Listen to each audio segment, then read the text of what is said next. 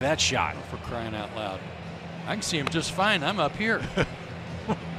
Well, your eyesight's a lot better than most, I guess, here in Denver. But we will feast our eyes on the Colorado right-hander, a native of Oklahoma, who is a very talented guy. And boy, Colorado's happy to have him back. Yeah, he was the third pick in the draft in 2013 out of OU.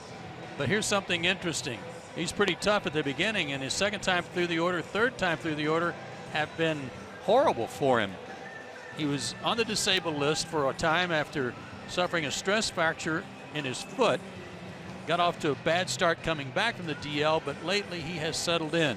Good numbers against the Braves, 2 starts against him in his career, and an 0.64 ERA. His fastball 95 to 97 with a slider and a heck of a curveball.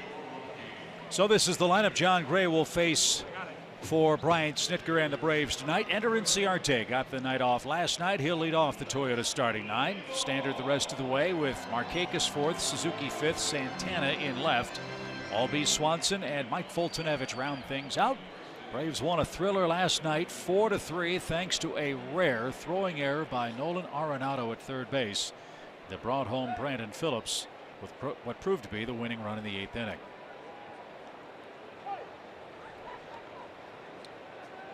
Gray, like so many, works out of that modified windup, and he delivers a quick strike at 96 miles an hour.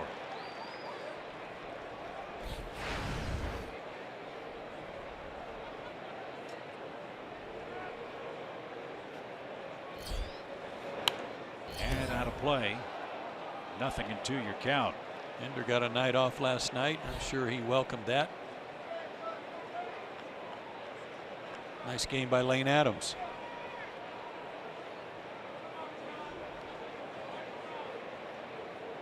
Gray ready, no balls, 2 strikes. And here it is. And there's that heartbreaking ball. Ender's retired on 3 pitches. And John Gray gets his first man to swing and miss. Here's Brandon Phillips. Tight, biting slider that time. 54 strikeouts in 56 innings. The difference has been he's given up a lot of hits. A 300 batting average against him on the year, 7 homers. Brandon Phillips led off the 8th last night. Batted with 1 out in the 8th inning last night and doubled. That came off Pat Neshek. Another heartbreaking ball is cut on and missed, strike 1. Brandon closing in on 2,000 hits. He's 21 away.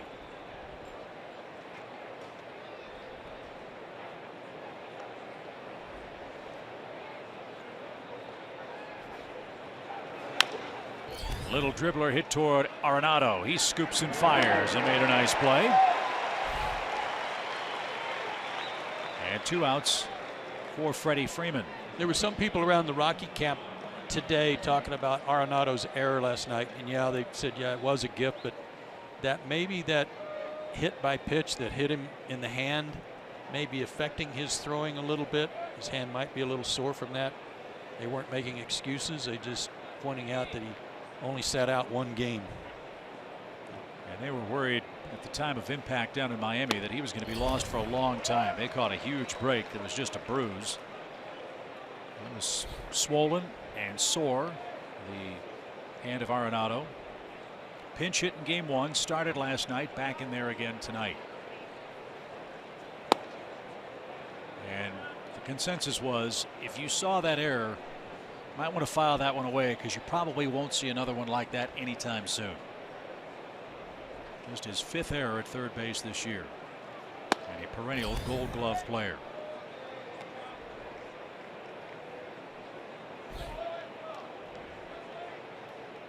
Freddie's riding a 4-game hitting streak. He's got 7 hits in that stretch. And a bouncing ball to first. Reynolds will flip to the pitcher, and John Gray has a very easy and economical 9-pitch opening inning. 3 up, 3 down. Mike Foltynewicz goes to work next.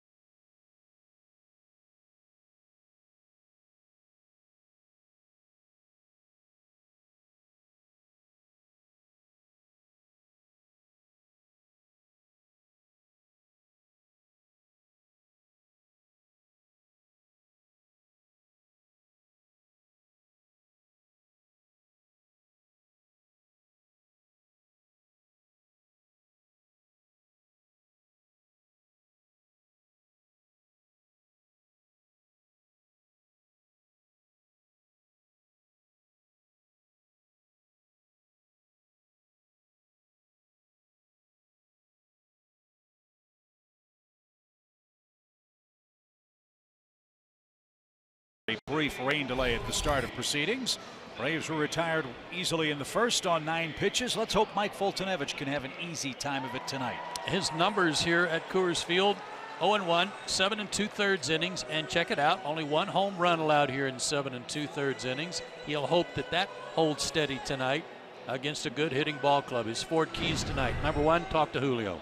Julio had an outstanding outing here in Game 1, got no decision, had an improved slider that was really effective, and yardage. That has nothing to do with his passing game tonight.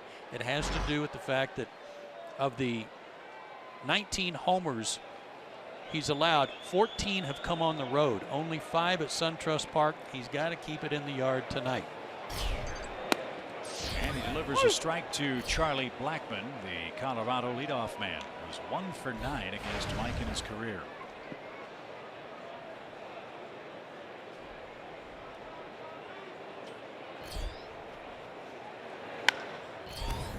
Let's get to the heart of the issue, too, for Mike Foltynewicz. He was very outspoken, very honest as to how he felt he performed in his last start against the St. Louis Cardinals. I'm sure a redeemer is on his mind tonight. No question about it. 2 2/3 innings, 7 hits, 4 walks. Got beat 8-5. And he didn't have anything to really go to in an effort to try to get the Cardinals off of it. We've seen good Foltynewicz, we've seen bad Foltynewicz. That was a bad Foltynewicz, and the body language was a mirror into how he was feeling on the mound. As this one's whacked out towards second. Ozzy's got it. Blackman's retired. Good start. Leadoff man retired. Here's the Colorado lineup as presented by Bud Black in his first year as the Colorado skipper. Tough top 3: Blackmon, LeMahieu, and Arenado. Gerardo Parra, Mark Reynolds hit a home run here last night. Cargo's starting to heat up. Lucroy, Story, Gray. This is an excellent offensive squad. You know, the first 2 games, Julio and Newcomb have done a real good job on the top 5. They are only 4 for 35 combined in this series with a couple of homers. Would you take in your first 13 innings by your starters in this series 3 earned runs allowed? You know it, yeah. That's exactly what Teheran and Newcomb have combined to do in the first 2 ball games. Up the middle, and Ozzy dives and can't get it. LeMahieu bangs one through the middle, and that's not a great surprise. LeMahieu now in his astounding 8 for 10 in his career against Mike Foltynewicz. All singles, but I mean, how do you figure that? 8 for 10 against a guy with Mike's stuff. Crazy.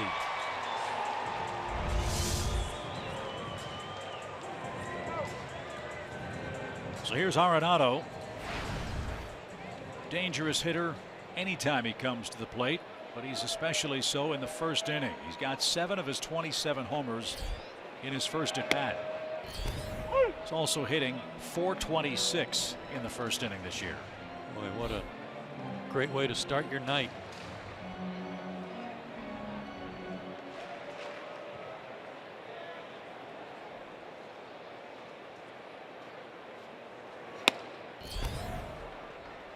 Brilliant pitch at 99.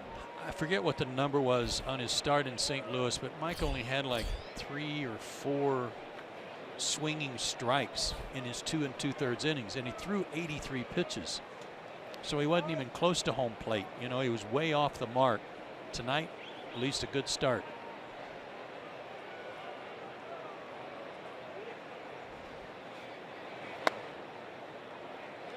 He was taken inside. 1 ball, 2 strikes. Mike's already set a career high with 10 wins.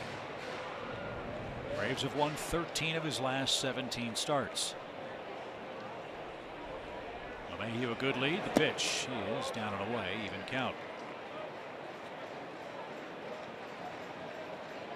You know, Mike has a big fastball, but in this ballpark and against this team, you just can't throw fastballs to these guys 9 out of 10 pitches and expect to have good luck. No, but you do have to establish it. You've got to let them know you'll pitch inside. And 98 will play here just like it does anywhere else if you're locating.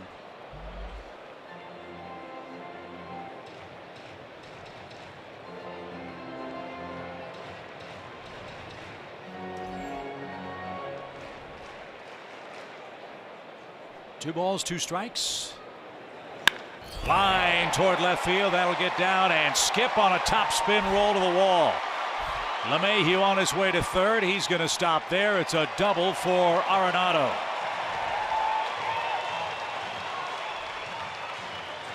That ball found another gear as soon as it hit the grass, and it just shot to the fence. Wet grass. Don't forget that from the rain.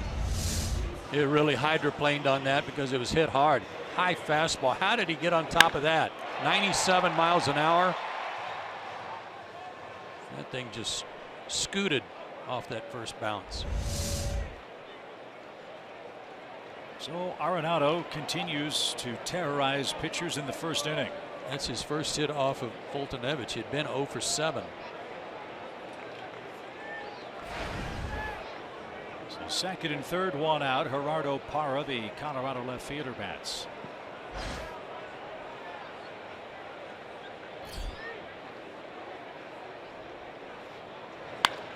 Ground ball towards short. That's going to get a run home. And the flip to first is in time. So Parra rewarded with contact. His 54th RBI. LeMahieu scores. And Colorado has a 1-0 lead.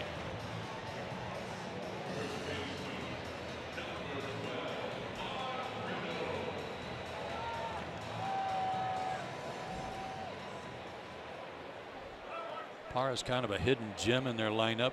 That's 54 RBIs for him. And batting cleanup tonight.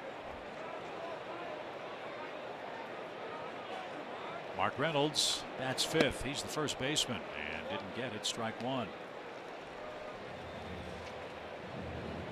Reynolds batted 4th last night. Hit a towering home run down the left field line. For number 24, that one measured 408 feet. And he's a little tardy on the first 2 pitches.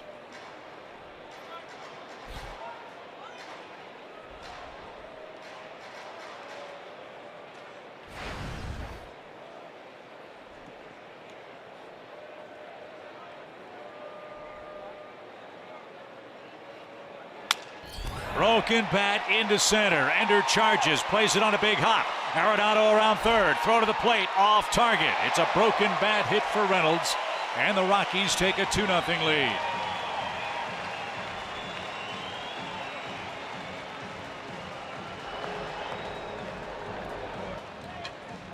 Got too good a pitch to hit.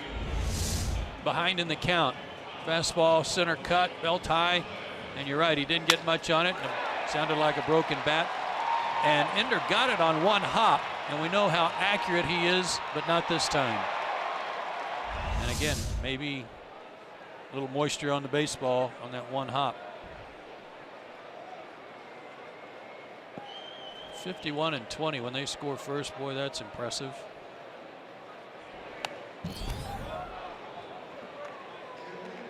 So now Carlos Gonzalez bats. He's 3 for 7 in the series, and he's knocked in a couple of runs. That's a shame. Mike got to 2 quick strikes on Reynolds. Was a pitch away from limiting the inning to 1 run. But a broken bat hit scores Arenado. Got ahead of Arenado too.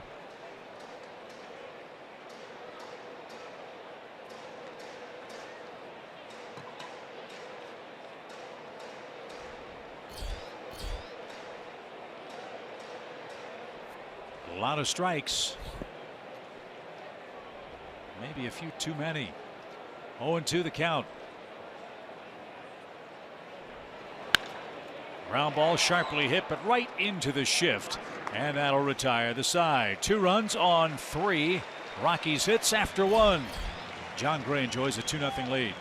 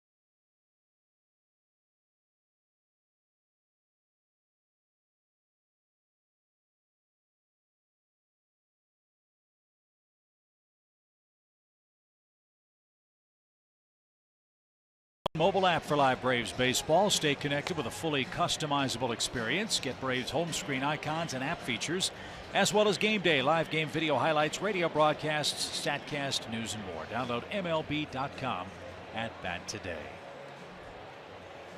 Bark in the Park night here at Coors Field.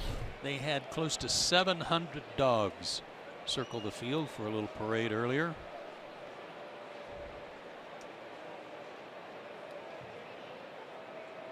Lots of Labrador Retrievers, lots of Bernese, not Burmese, Bernese mountain dogs. I saw no Burmese pythons. Thank God.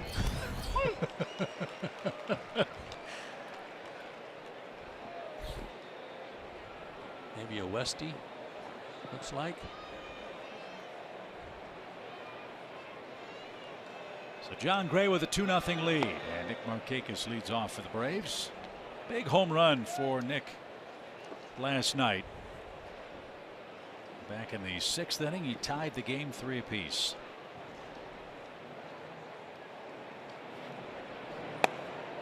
And a strike. 1-2.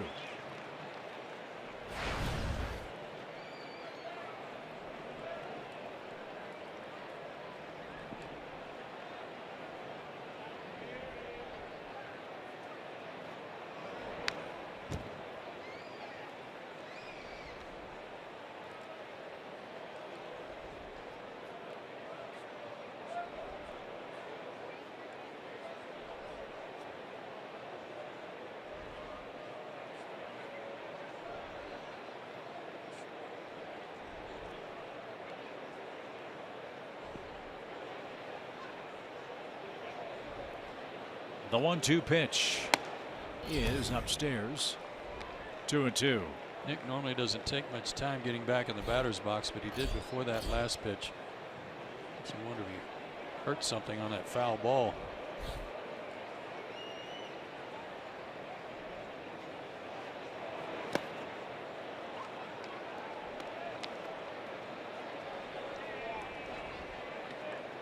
Braves walked 18 men in 57 2/3 innings so far this year. He's got a full count for Markakis. And it's popped into the seats left side. Nick has walked 51 times. He has 85 strikeouts. On base percentage of .358. Outstanding.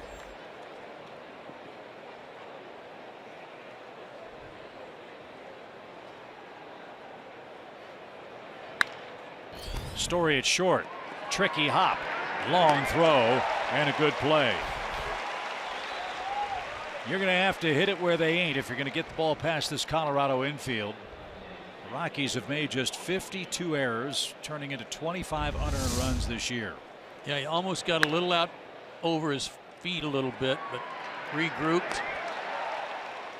He's another big guy, 6'2", 217.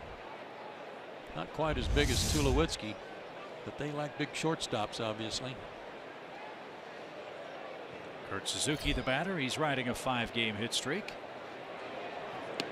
And Gray misses down and away.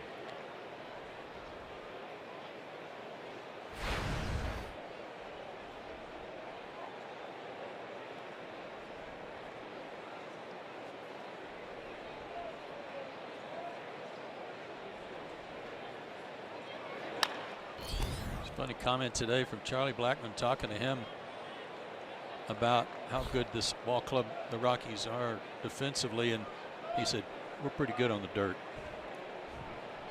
I said, well, you look pretty good on the grass too, and he goes, yeah, but on the dirt we're real good, meaning his infielders. Hard to argue with that.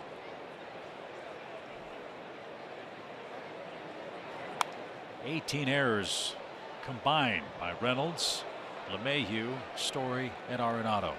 That's pretty snazzy.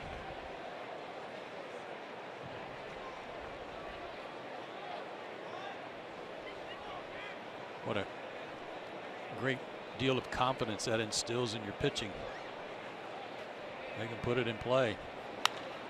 Suzuki drills one down the left field line. Did he keep it fair? He did not.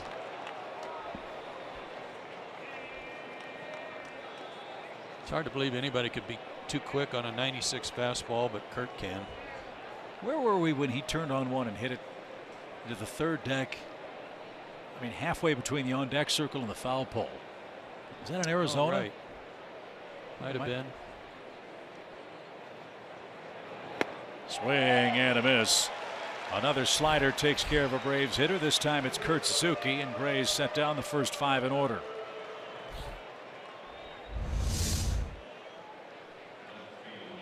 That's the slider. It's a short one, but it's hard and hard to pick up.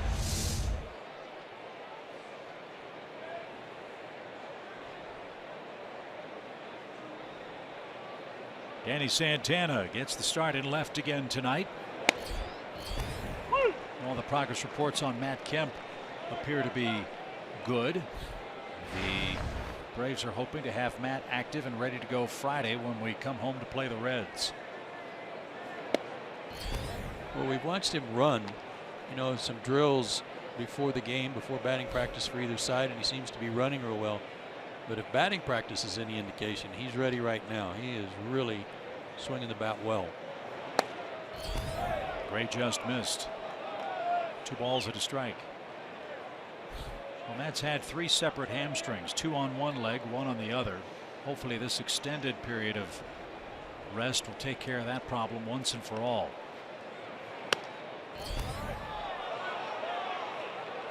Braves without Matt Kemp are 12-17 in the 29 games he hasn't played, including a couple of games that he got nights off for rest.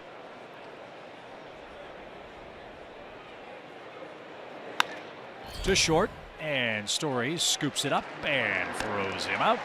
Gray's perfect through 2, and he leads by 2, and he's coming up third.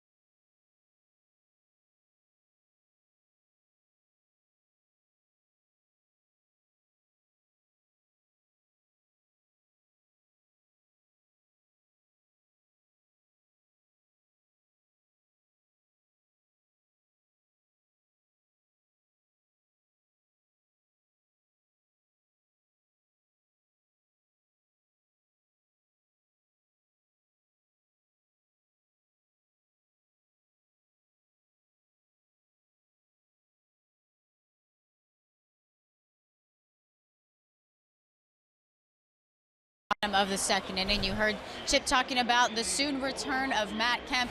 Brian Snitker tells us today that he did test the running out again today. He's not expected to come back on Friday. They're thinking it'll be closer to Saturday. They want to test out that hamstring one more time. But Snit also told us that when Kemp does get back, he will take back over the everyday duties in left field. So Chip and Joe, you know the Braves are looking forward to getting that bat back in the lineup.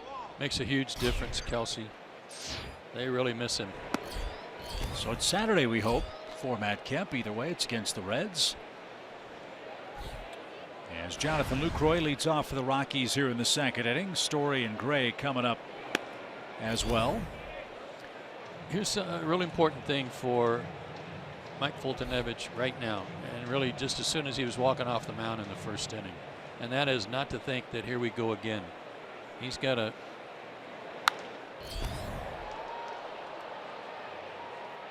no play for Nick. He's got to push the reset button, start the game over in his head, and hold him right there, and not dwell on what's happened in St. Louis in the first inning tonight.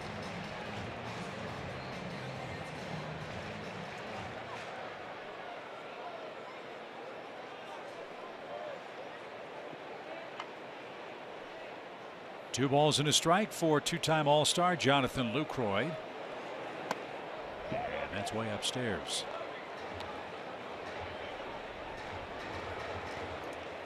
Mike had 4 0-2 counts in the first inning. Faced 6 batters. And that missed high, I suppose. So it's a leadoff walk for Jonathan Lucroy. And Mike, with a little exasperation, looks skyward and has to go to the stretch with Trevor Story coming up.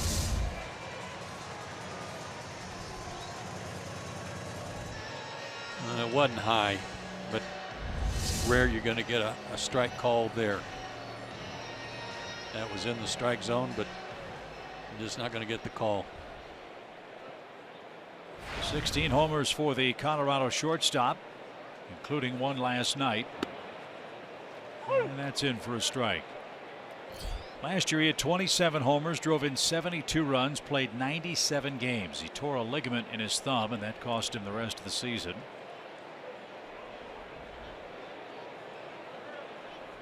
But he's a spot where you can go to get a strikeout because he loves to swing the bat. And he's struck out 3 of the 6 times he's faced Mike. Leads their team in strikeouts, I believe.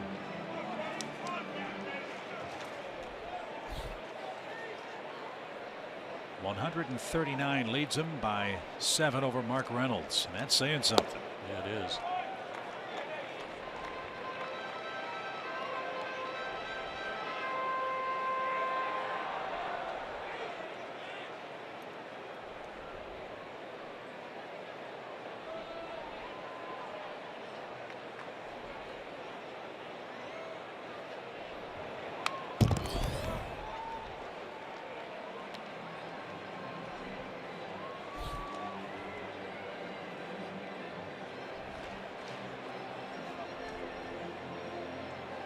Story was one of the great stories in Major League Baseball in April last year.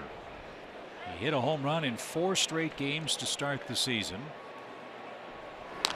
and finished the month of April with an astounding 10 homers and 20 RBIs. Remember, this is a Rockies franchise that was trying to replace Troy Tulowitzki at shortstop. He certainly did that. And that one all the way to the backstop. And look at that ball ricochet and bounce over the screen and into the stands. How'd that happen?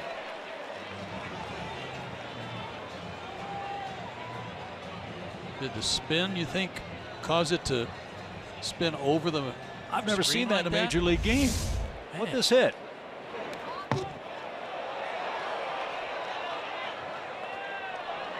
Huh.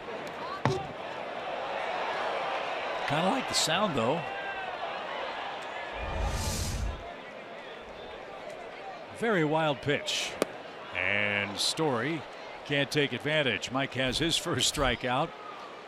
And here's John Gray, who's 3 for 22. But he does have a homer. Does he ever? It was one of the longest home runs hit in this ballpark. No kidding. Against the Cincinnati Reds. Now we know they have trouble measuring home runs here. Yeah. Found that out last night, so you have to take this measurement with a grain of salt. But John Gray on July 5th hit a 467-foot homer against the Reds. Wow. The longest home run since StatCast was created.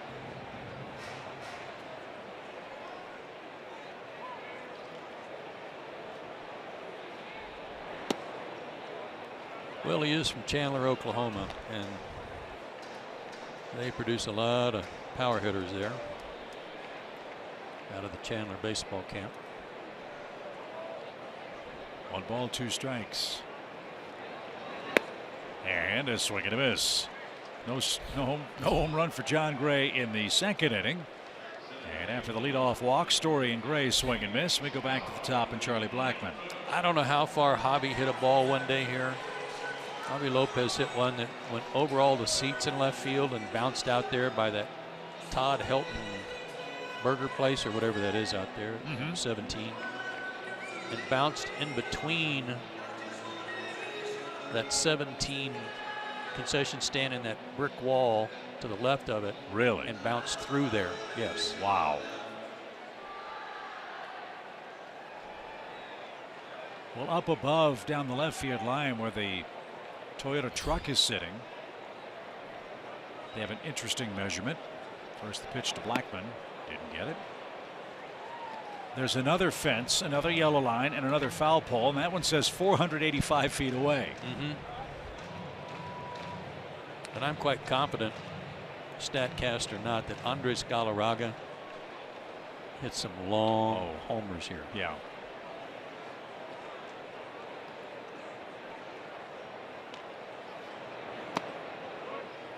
Downstairs, even count for Charlie Blackmon. Blackmon leads all of baseball leadoff men in runs, triples, and multi-hit games. In fact, his 14 triples are as many as the Braves team has. His 14 triples are as many or more than 8 American League teams entering play tonight.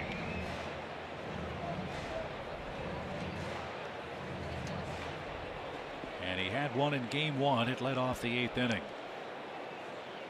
2 balls and a strike.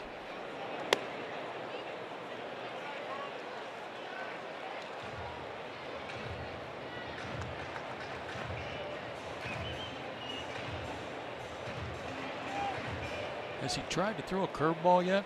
I don't remember one. Still early, but mostly been sliders. A little more confidence in that here. That's an equalizer. 97 on the hands. And up.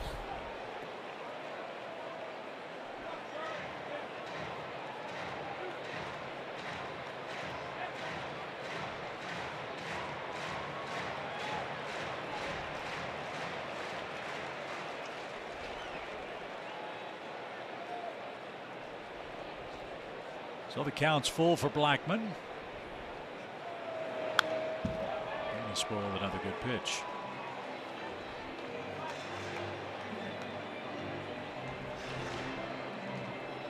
As good as the Rockies have been as a run scoring club this year, they're in a bit of a dry spell right now. They've gone 8 straight games where they've scored 3 runs or less. That's one shy of their team record of 9 such games in 2011. They've got 2 already tonight, and they've got first and second with 2 outs.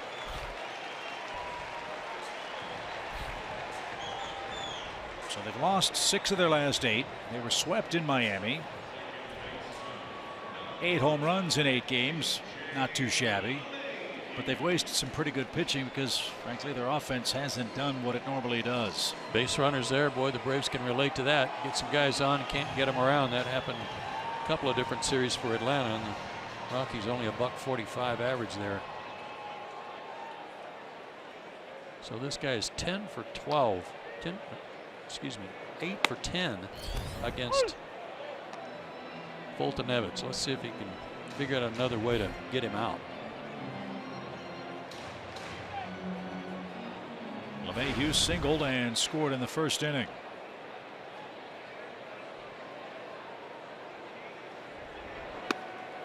There's curve.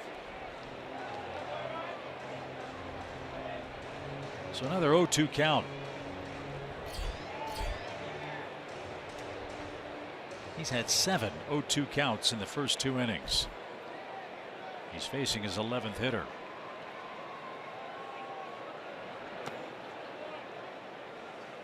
LeMahieu really uses the other field. He had base hit up the middle tonight.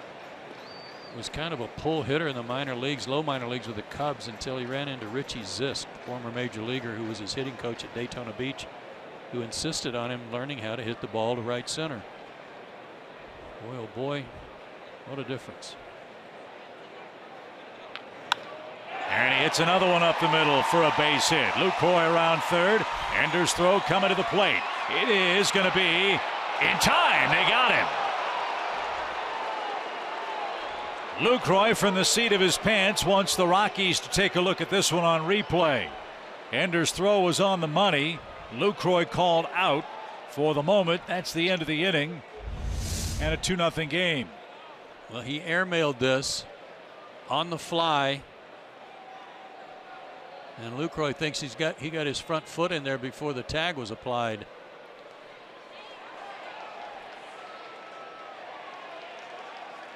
And he may be right.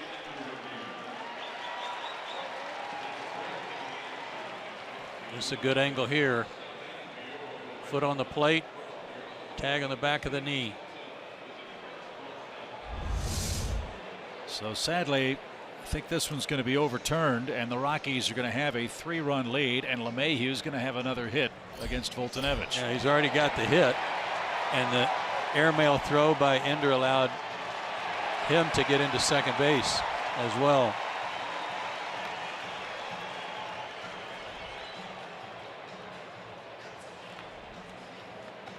You know, the slide rule and the rule against the catchers blocking the plate has changed the dynamic a lot about how they receive balls from the outfield.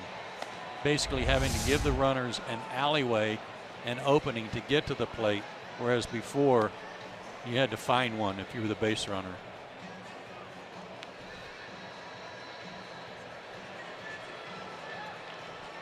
So there's no question Kurt Suzuki played that by the letter of the law. The only question is, did he get the tag on the thigh of Lucroy before Jonathan's foot touched the plate? Dan Bellino's over on the first base side of home plate. He was in foul territory watching that play, and he may have been blocked by Suzuki as to when the tag was actually applied because the throw beat him.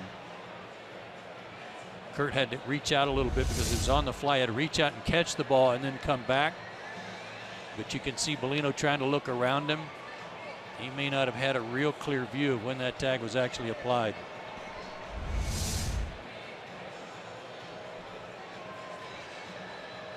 Well, this review taking an awfully long time. And at long last, the verdict is in and the runner is safe. So the Rockies challenge. The call is overturned. LeMahieu a single, an RBI. He's at second. Blackman's at third, and the Rockies lead 3-0. And now you have to face Arenado again, this time with 2 on and 2 out. Not sure I would. Not with first base open.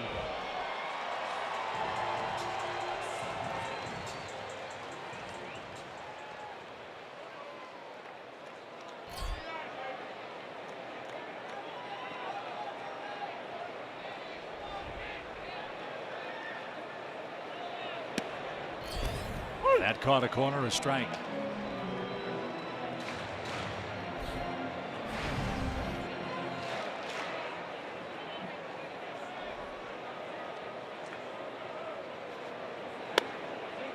Good try.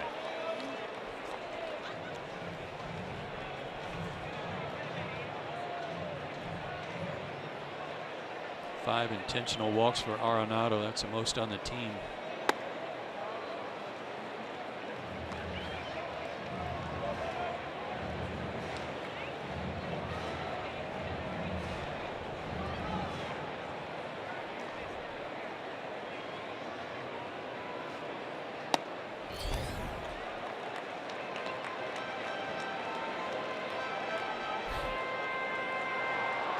Already 50 pitches for Mike Fultonevich tonight.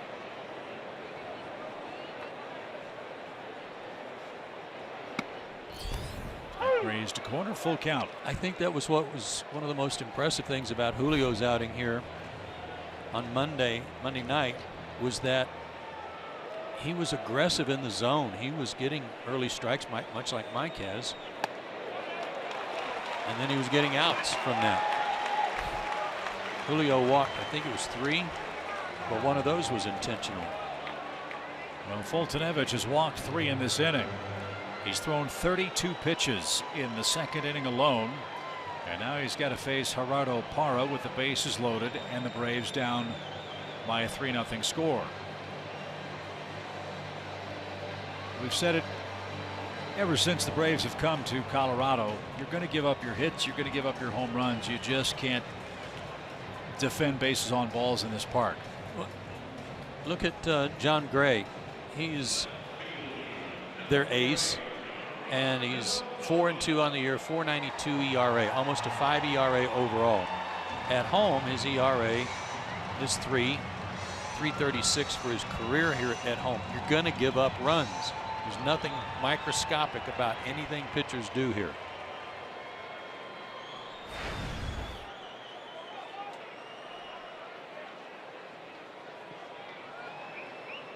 Blackman, LeMahieu, and Arenado the runners for Gerardo Parra. The pitch. Off speed, had him way out in front. Good choice. Strike one.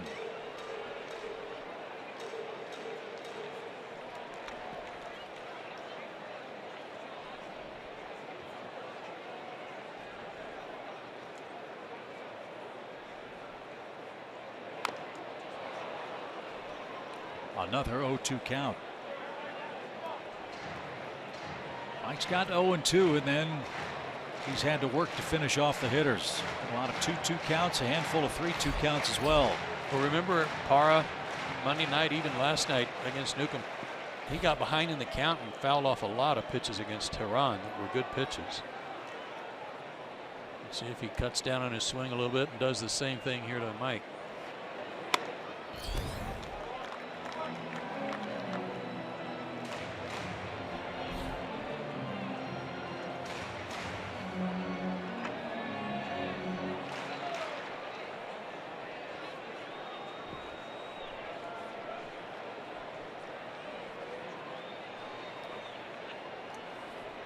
One ball, two strikes.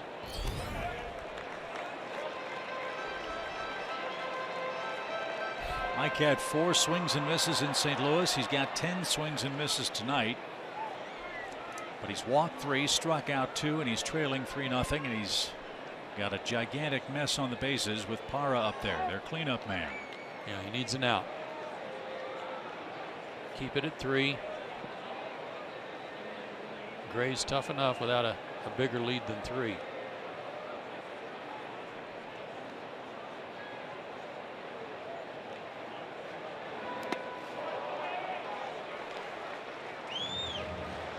From 0-2 to a full count.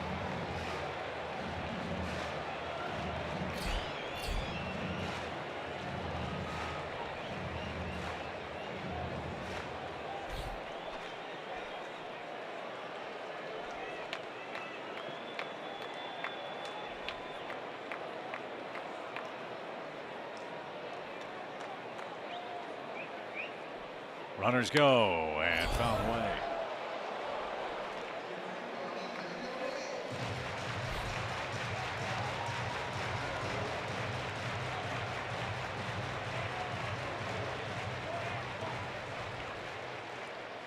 Mike's velocity is good tonight. He's been as high as 98. The last pitch at 95 on a 3-2 count.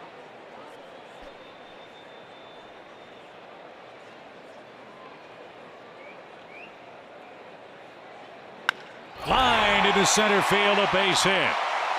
Blackman scores, LeMahieu scores, and that one almost took Mike's cap with it into center field.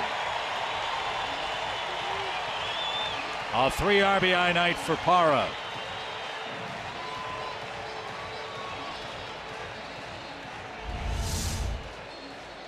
Fastball all over it. Hands inside the baseball.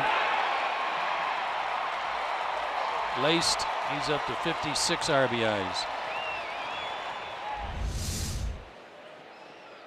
Another 0-2 count that went south. And the Braves bullpen is already working. We're in the second inning. Here's Reynolds.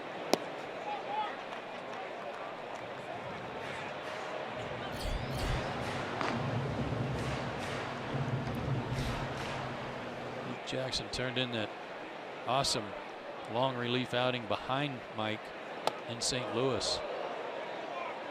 And getting ready just in case again. Mike has thrown 41 pitches in this inning. Ooh. Leadoff walk. He struck out Story. He struck out Gray. The next 4 Rockies have reached. And he's gone 3-0 now to Reynolds. Luke Jackson better hurry.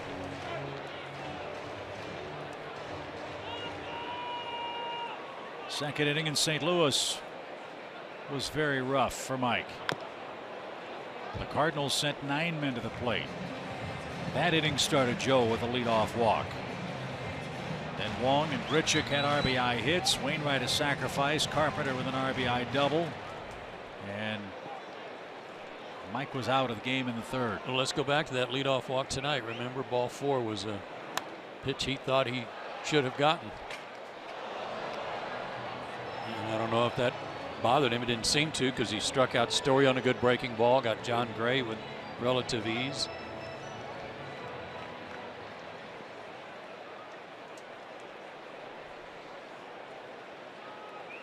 Runners go again. Full count pitch. That one is called a strike.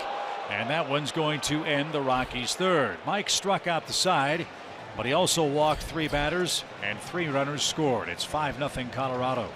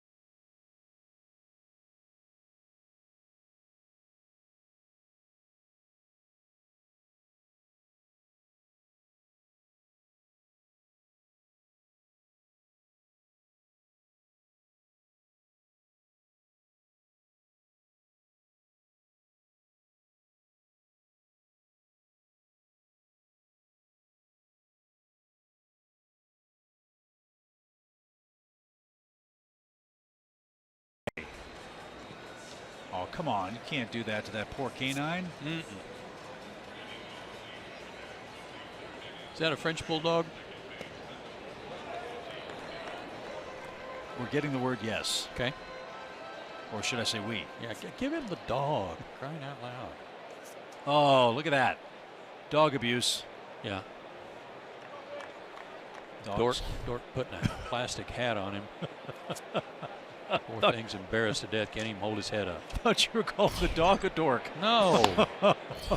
Dog's precious. Good grief. So it's 5-0. Ozzie Albies goes to work. John Gray's got a big cushion to play with. He's retired 6 in a row.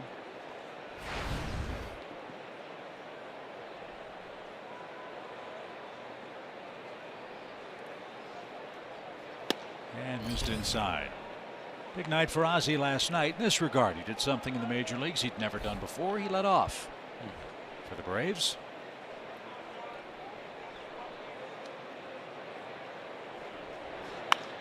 And he lifts this one towards center. Blackman on the run. Look at that ball carry out toward the track. But the yard big enough to hold it. And Albies is retired for out number 1. That was hit a long way, but especially left-handed. There were 3 fly ball outs last night leading off. He was 0 for 4, 1 ground ball out, especially left-handed. Sure like to see him get on top of the baseball a little more and try to use his speed.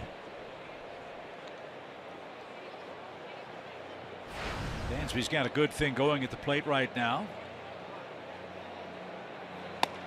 He carries a 4-game hit streak into action tonight. Dansby had a big second inning, 2 out, 2 strike, 2 run scoring double that put the Braves in front. And what's been very noticeable for Dansby is he's putting the ball in play a lot more consistently since he's come back from Gwinnett. Yeah, that's noticeable. 1 strikeout in his last 23 plate appearances. But this is a challenge because John Gray has one of the nastiest sliders in the league, and as we know, Dansby's seen as many sliders as anybody in the big leagues this year.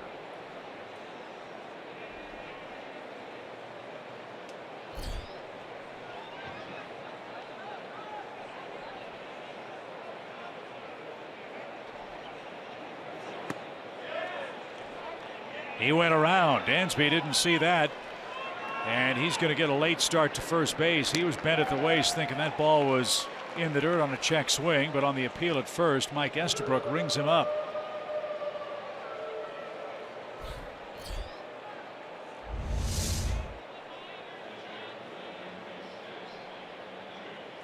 Yeah, probably did.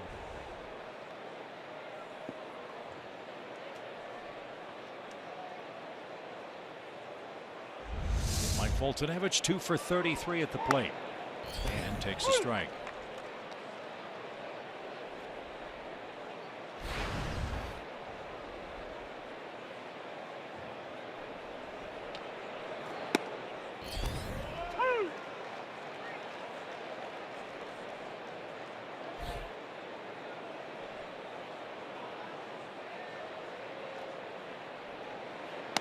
And that is that. Gray is making short work of the Braves. He's perfect through 3 innings, and he just struck out his 4th man, enjoying a 5-0 lead.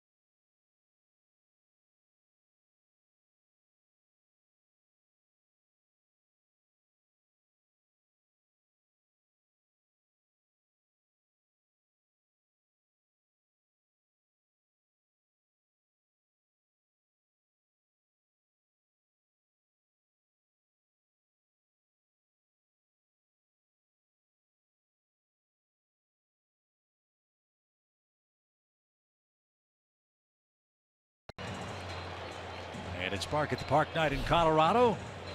That canine obviously from Golden. You notice the Braves fans don't have hats on their dogs. That's right. Mike Foltynewicz. Got to hold him down, see if he can have an easy inning. He did not get an awful lot of rest after a 45-pitch second inning that saw him strike out 3, walk 3, and allow 3.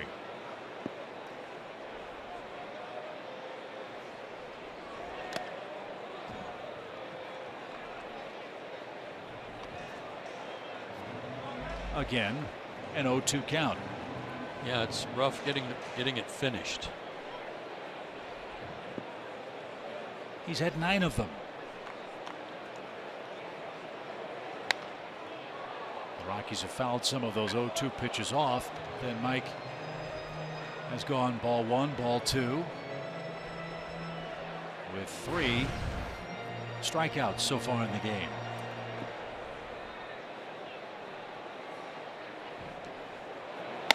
Did he go? Yes, he did. So Carlos Gonzalez strikes out to start the 3rd inning, 1 away.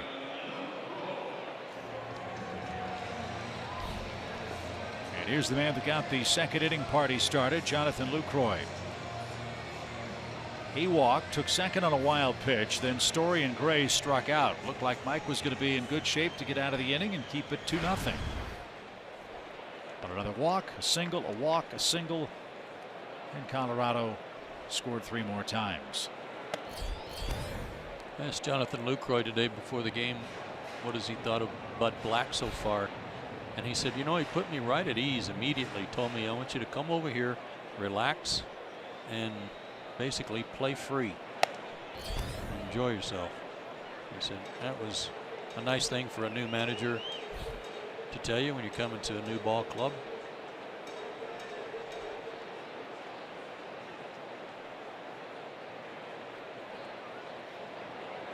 He said he's very positive and very encouraging.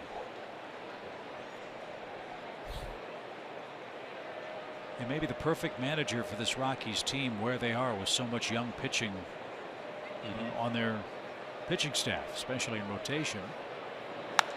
And a liner over 2nd. That's headed for the gap. Markakis can't cut it off. That rolls to the 375 sign.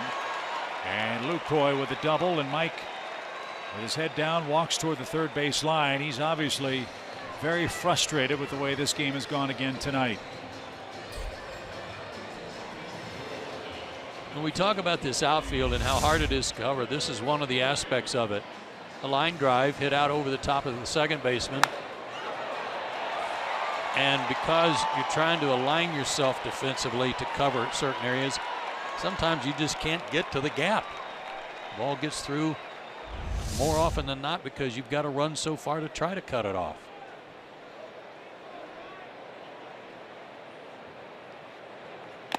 I don't know how you compare the length of the grass in this stadium as to any other.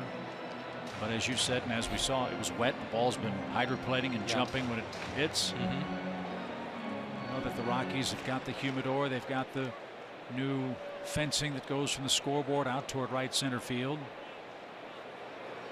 Someone last year had an excellent idea that might be something worth investigating. Grow the grass in the outfield thicker to give the outfielders a chance to get to the ball before it goes to the gap. I'm sure the Rockies don't want that when they're hitting. No, but the rest of the league wouldn't mind.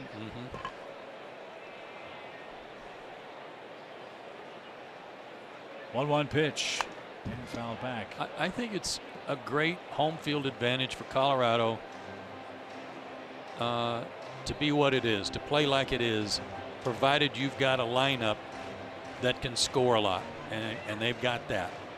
And if you can match up with every other team that comes in here slugging wise, then go for it. It's up to you as the home team to make the improvements in your pitching. Yeah, you bat last. Yeah, and that's what the Blake Street Bombers took care of with Bichette and Galarraga and Castilla and company. You were talking about Bud maybe being the perfect manager for a young pitching staff, and they've got excellent auxiliary pitching coaches, if you will. I mean, Steve Foster is their pitching coach, but they have former Brave Darren Holmes as a bullpen coach, of course, who was a pitcher. You got Mike Redmond, who is the bench coach, was a terrific catcher in the big leagues. You've got a lot of people who have a lot of knowledge in terms when it comes to pitching and playing in this park, or pitching in this park especially. Yeah.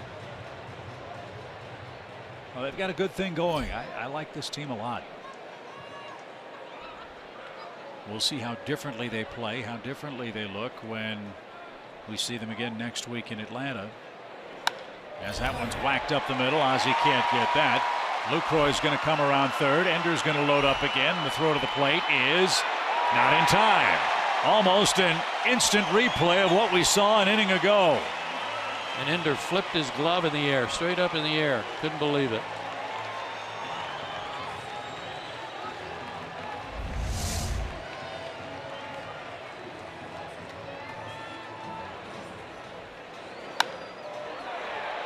Ender got to this one quickly.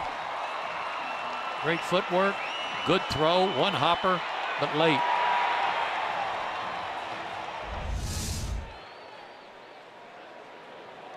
So it's 6-0 Rockies. And Gray shows bunt and takes downstairs. Atlanta's bullpen will begin to work again. So Story has 51 RBIs. And the bunt is just foul.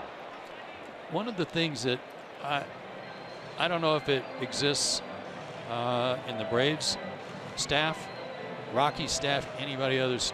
I've heard about it on other coaching staffs.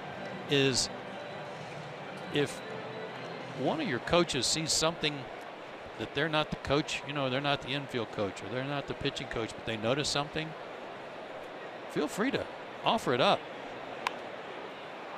You don't have to take a pitcher to the bullpen and work on something if you're the hitting coach, but if you see something, say something. Even if it's out of your lane, to make the team better. If you see stuff, I hope that's the case on the Braves staff. And as we were talking about the Rockies with their coaching influence they have with pitching, I would guess that Buddy Black would want anybody to offer up something, and probably Steve Foster too, just in an effort to make your team better. I wonder if it's hard for Bud Black. Maybe a silly question, but he's managed so long, but he was an excellent major league pitcher. I wonder if it's hard for him to delegate, as that one's butted through by Gray for a strikeout, 5 of those for Foltynewicz. Is it hard for Bud Black to delegate pitching authority to Steve Foster and those guys when he himself knows so much about the art of pitching too? I don't think it was any more difficult than it was when he had Darren Balsley as his pitching coach in San Diego, and they worked in tandem. And I remember asking that question when he was in San Diego, and Bud said, I try not to do anything to overrule or cross up anything he's working with a pitcher on, that it's the pitching coach's responsibility. Ground ball to first. Freeman handles that, and he's going to step on the bag. But he's going to offer something to the pitching coach if he sees something that needs to be addressed. Colorado adds to their lead. It's 6-0. John Gray's perfect through 3.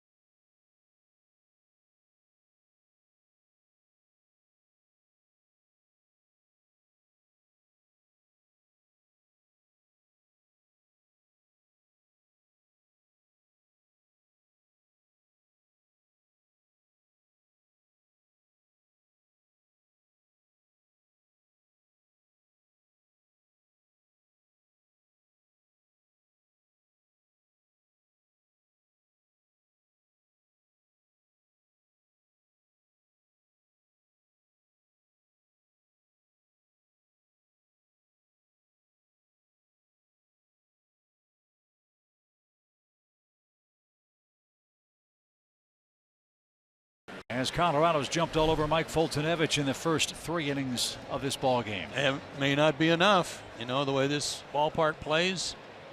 Ender Inciarte, a good example of how you can get something started. He's hit safely in 14 out of 15. Get a couple of guys on, get a long one, game changes rapidly at Coors Field. 9 up, 9 down for Gray. He struck out 4. He has had 3 pretty economical innings. He's thrown 38 pitches so far, including 11 last inning.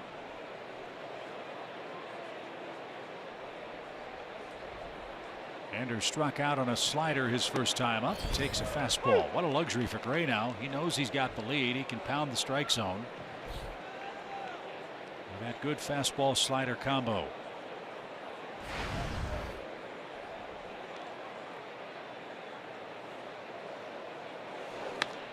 And a shot past LeMahieu. There goes the perfect game bid. Ender with a big turnaround first. He's aboard with his 148th hit of the year. So he's got a hit in 18 of 19 games now.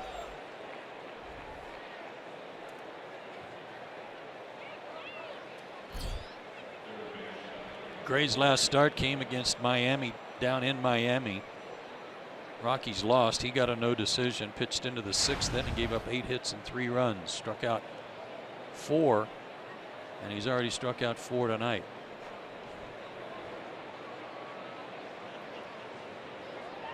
Brandon grounded out to third his first time up, so he's 0 for 1 in the game. And a nice stop by Lucroy. 1 ball, no strikes.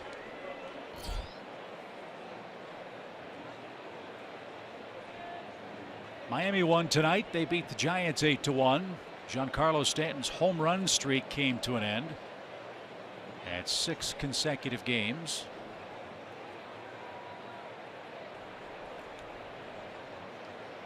He's hit 44. And his goal is 61. Ground ball third. Arenado diving stop. Second one. On to first. 2. What a double play.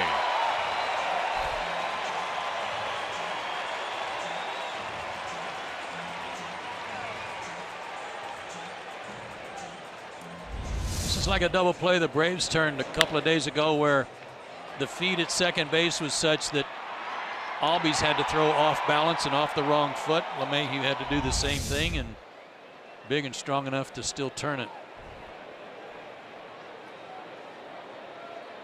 So 2 outs after the Inciarte hit. Here's Freeman, who bounced out to Reynolds, who hugs the line.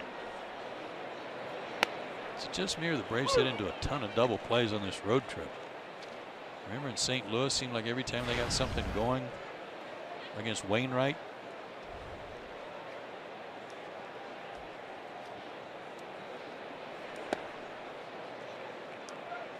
I've got him with 7 double plays so far. The Wainwright game, it was 3 in 3 innings. 1 ball, 1 strike. And out of play, it's 1-2. Kelsey was talking about Freddie's issues last night with the wind and the dry air drying out his contacts. There's no real breeze tonight. That should help. That's hooked foul past first.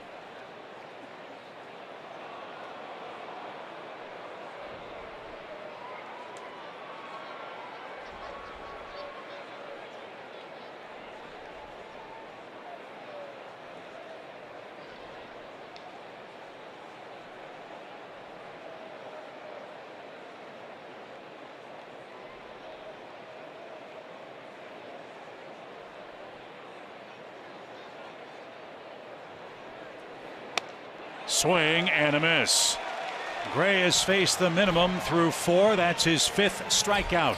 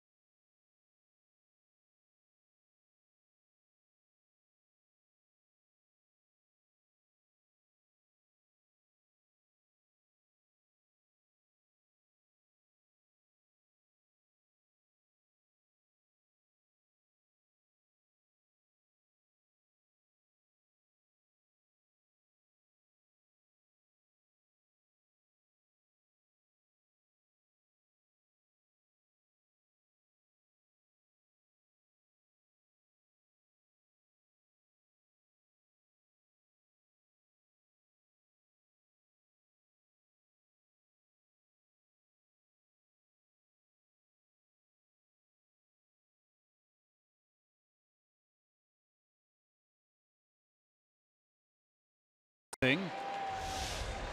And this was the scene before the ball game. We were afraid it was going to be a scene like that when the rain started.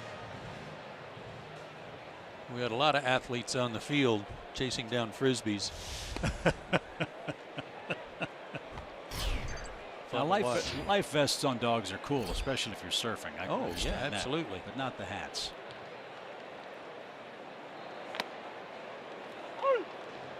I think all the dogs, when they were coming through, got a bandana to put on. That's okay. Yeah.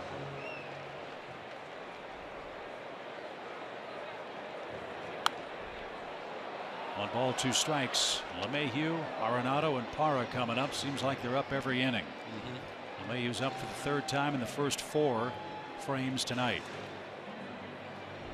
See, that dog ducked out of that helmet immediately.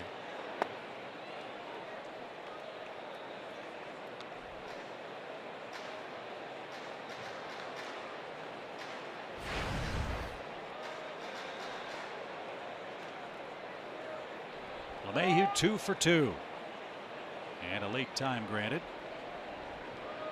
Colorado 2 in the first, 3 in the second, 1 in the third. LeMahieu starts their 4th inning. And he's got a line drive to left that Santana will play on a short hop. LeMahieu around first. He's on his way to second as the ball trickles back toward the infield. He's 3 for 3 against Mike, and he is now 10 out of 12 head to head. Hard to figure, isn't it? He came in 7 for 9. Arenado came in 0 for 7 at the top of the order tonight, as Santana was trying his best to keep that from getting by him, and kind of almost like with a cesta and highlight kind of flipped that out of the way. At the top of the order, top 5 guys tonight, making up for the first 2 nights. That scored a double for LeMahieu. And Arenado another chance to hit with a man in scoring position. He's got a double and he has walked.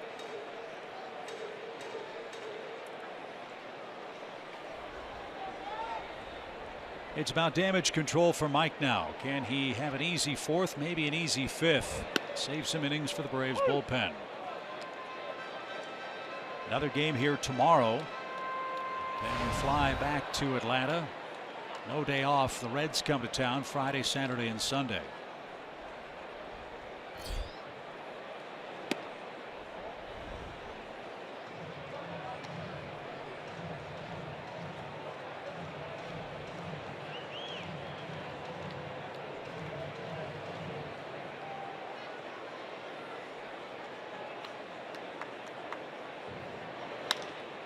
To short.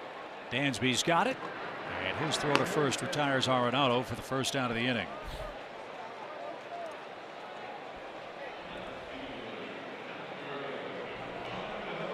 Here's Parra.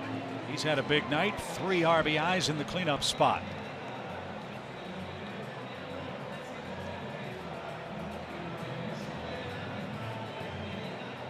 Colorado in a virtual tie with the Diamondbacks for the top wild card spot in the National League, getting some help from Houston.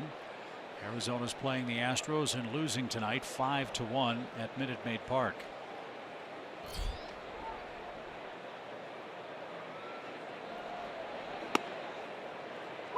Astros might have some catching concerns. Evan Gattis has been battling concussion problems, and Brian McCann had to go to the DL. They're both on the disabled list now. Brian with a knee problem. Hope that's not serious. The pitch. A strike. Good breaking ball.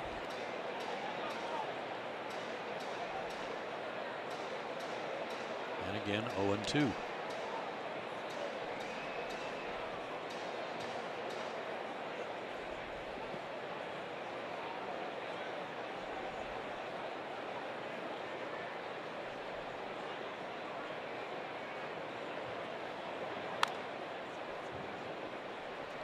I don't know when I've seen a guy be ahead in the count so much, 0-2, and be trailing 6-0 in the 4th inning. Lots of first pitch strikes.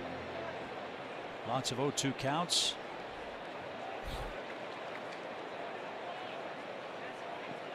And for the Rockies, a lot of foul balls and a lot of hits.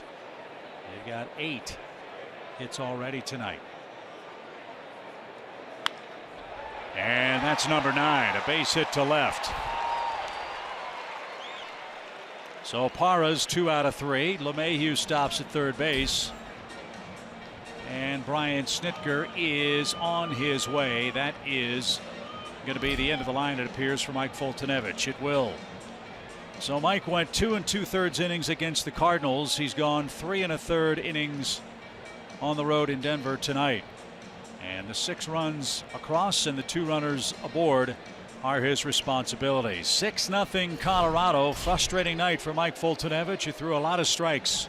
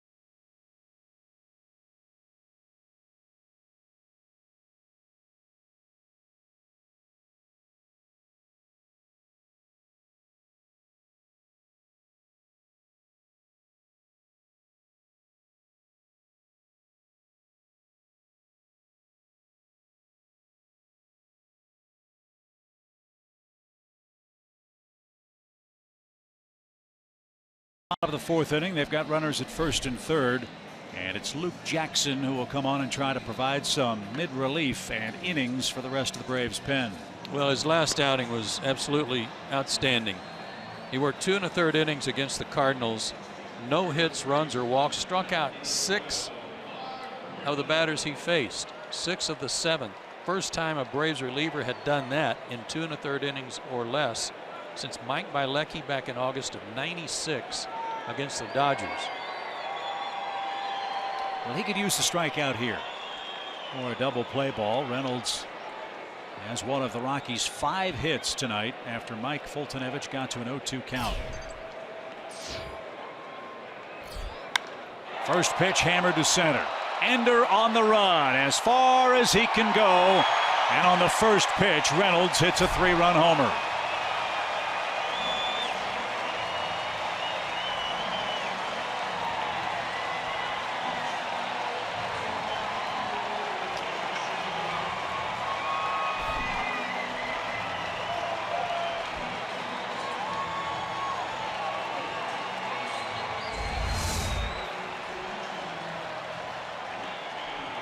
Inner third of the plate, got inside it, got the barrel to it. There's that swing we've been talking about for the last 2 days. Tremendous bat speed, even though it looks like he's only doing it one-handed because it's kind of a long finish. Mercy. So close the book on Brave starter Mike Foltynewicz tonight. 3 1/3 innings, 9 hits, 8 runs, 3 walks, 5 strikeouts, and 14 earned runs in his last 6 innings against the Cardinals and Colorado on the trip.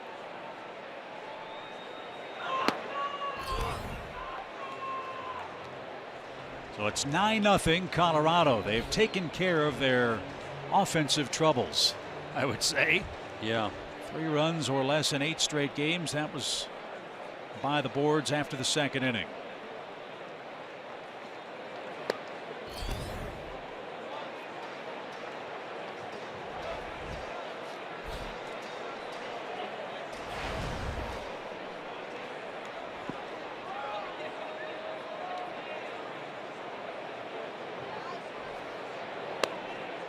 3 balls and a strike. I think they got their StatCast machine fixed. Yeah, we'll see. That one was 420 feet by Reynolds.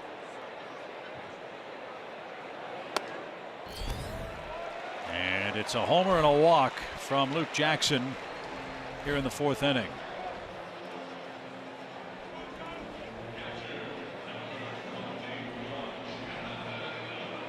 And here's Lucroy.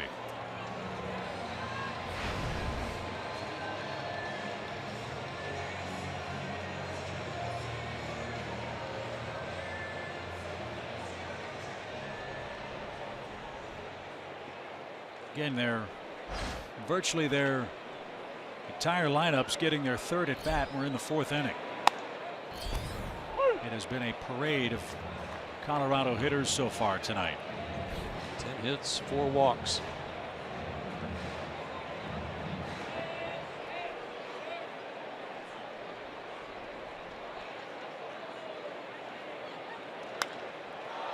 Into left. Santana closing speed, almost dropped that.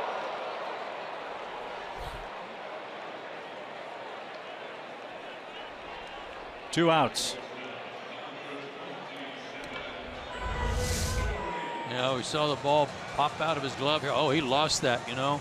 He lost the lights and then found it again and made a nice recovery. Nice play.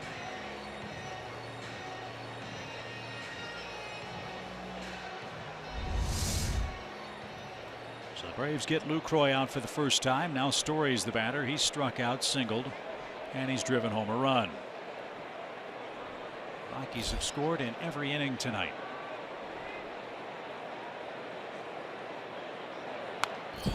And fouled back. It's 0-1.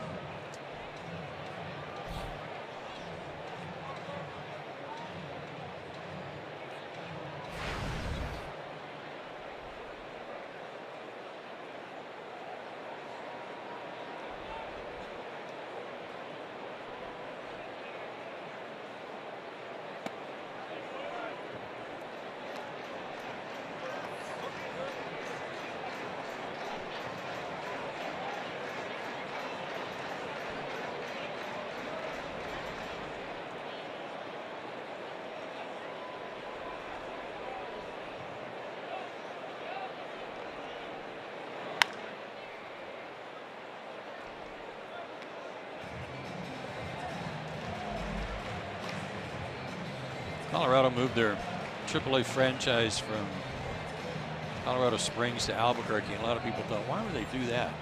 You know, they had a perfect setup for guys to learn how to pitch at altitude, play at altitude. Albuquerque's a mile high too. Not too many people realize that. There's not a whole lot of difference. So from Colorado Springs to Albuquerque, and that's in the dirt. 2 balls, 2 strikes. Another former Rockies first-round pick taken in 2011. He was the 45th player taken that year.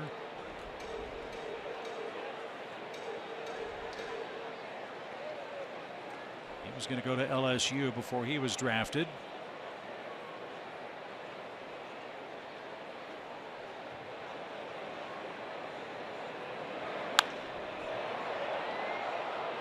I mean, they are just swinging awfully hard. They are on that back leg.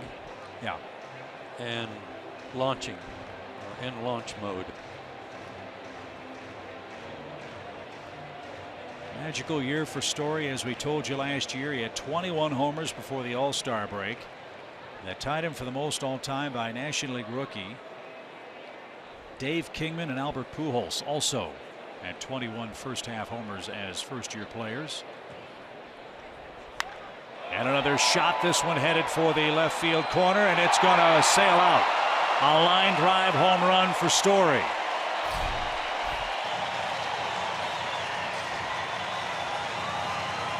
Second homer of the inning, and it's 11-0.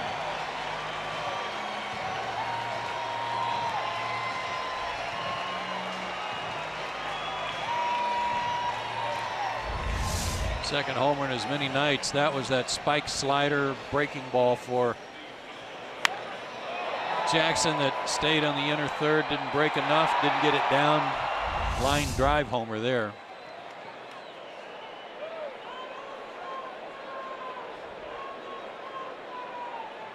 So Gray's the 8th man to hit in the inning.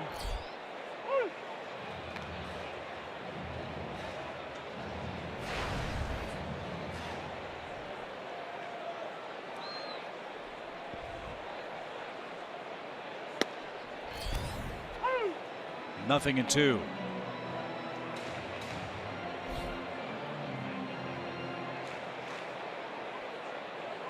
Eleven runs, 11 hits.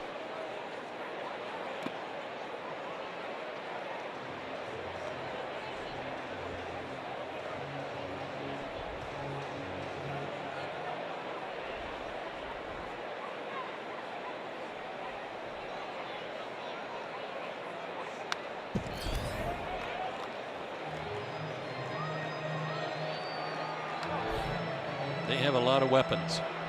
I think it's fair to say. Yeah.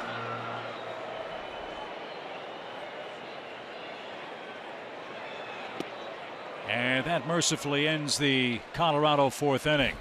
The Rockies score 5 more times. Reynolds a 3-run homer. Story a 2-run homer. And we go to the 5th.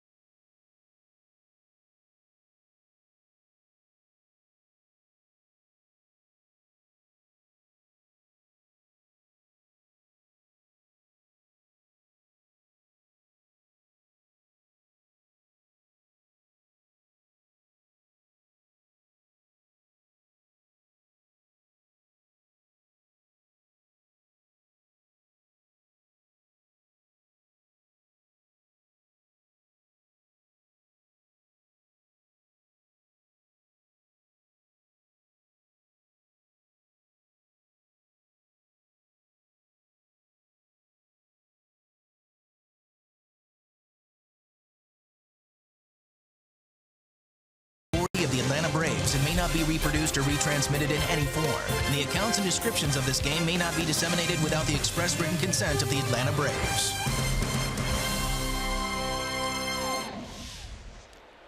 Well, it's the 5th inning, and that's brought to you by Audi. John Gray has an 11-run lead. Yeah, this game's gone to the dogs in more ways than one. It sure has.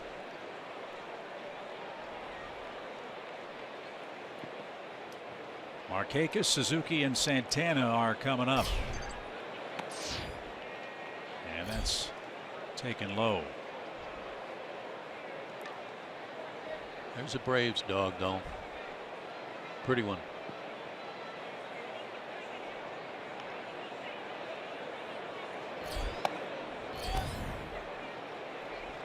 It was being comforted, by the way. Yeah.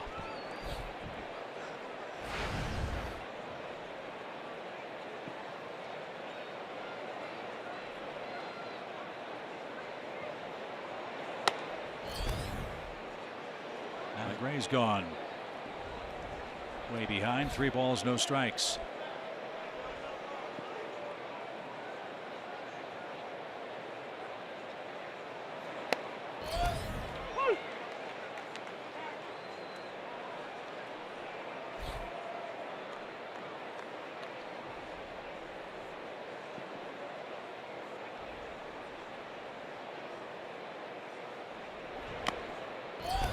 Now it's full. Mike Voltynewicz threw 97 pitches, 62 strikes, and gave up 8 runs. That does not seem possible. Doesn't seem to go together. Just the location of those strikes and swings.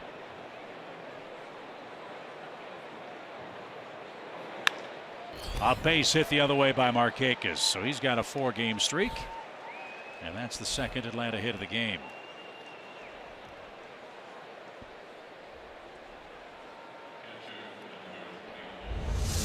I would love to see his career spray chart. You know, they have all the little dots where all of his hits end up. Yeah. I wonder how many of them have gone right there out of the 2,000 plus he's racked up in his career. A lot. It would look like a big fan because it'd go from line to line.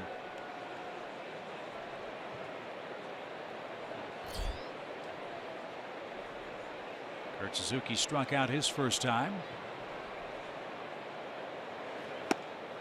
and didn't get it. Cubs are winning tonight 6-1 over Cincinnati, the Braves' next opponent. Anthony Rizzo hit a grand slam off Homer Bailey earlier tonight. I think that was in the first inning. Was.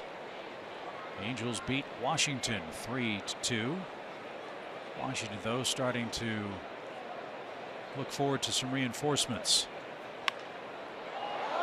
That one's popped up. And Reynolds is under it, and he's got it. Steven Strasburg, who's been hurt, might make a start when the Nationals head west to play San Diego. And Trey Turner, who's been out with a broken wrist, has started taking live batting practice. No kidding. Wow. I thought he was pretty much done for the year. So those two guys could be coming back for Dusty Baker. They lost Brian Goodwin last night. He's on the DL. They have gone through outfielders like can't believe. They've used 12 of them in Washington this year. They're without Worth, they're without Harper. Goodwin you mentioned. Eaton got hurt. And the list goes on and on for Dusty Baker's team. The pickup of Howie Kendrick has proven to be very rewarding.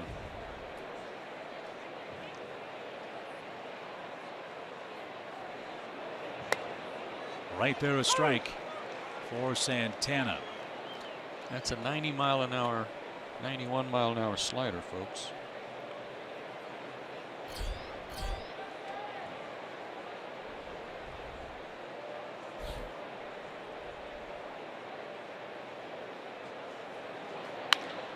Up the middle, Story can't get it.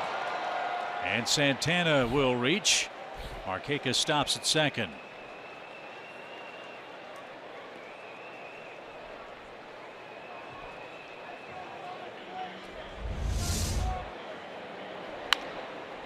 Story got caught. A little too much weight on his right foot. Maybe thinking about what pitch was coming, reading the sign from the catcher and anticipating the pitch being something that might be pulled.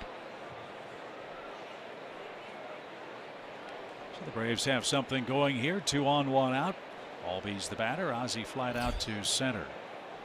Gray retired the first 9 men he faced tonight and faced the minimum through 4. First bit of trouble, but he's got a 11-run lead, and that's pulled foul. Rockies talk about how they like their team. Bud Black talks about how he likes his team, and so much of their success will be contingent on their young pitching.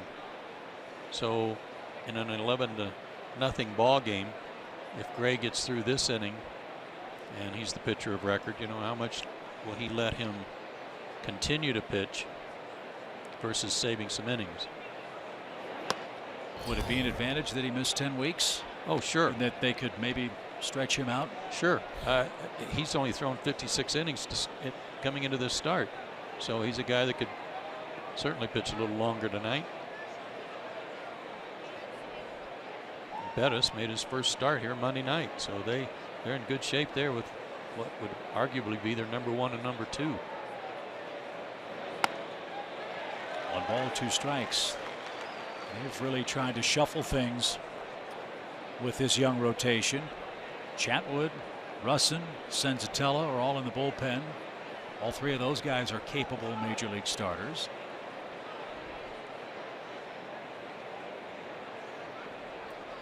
We saw Kyle Freeland last night. He's a guy that they have planned at some point to maybe go to the bullpen, not because he's pitching poorly in rotation, but for the exact point we're talking about.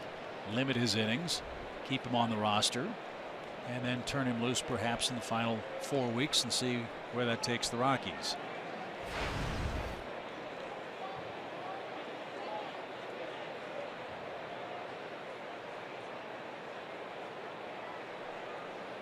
Two balls, two strikes.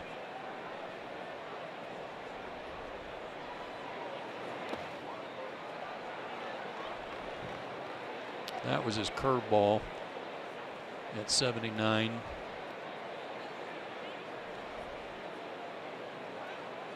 Acts like a changeup for him.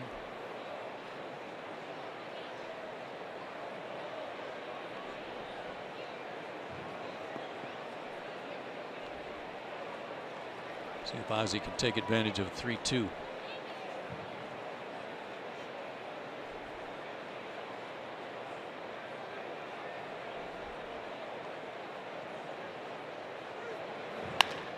Bouncing ball. LeMahieu cuts it off, throws to first. Markakis to third, Santana to second. That cost the Braves the second out of the inning. Nice play by LeMahieu. Again, you have to hit a howitzer past this infield for it to get past these terrific defenders that ring the Coors Field dirt. Yeah, but I like Ozzie hitting the ball on the ground. Much more so than those fly ball outs.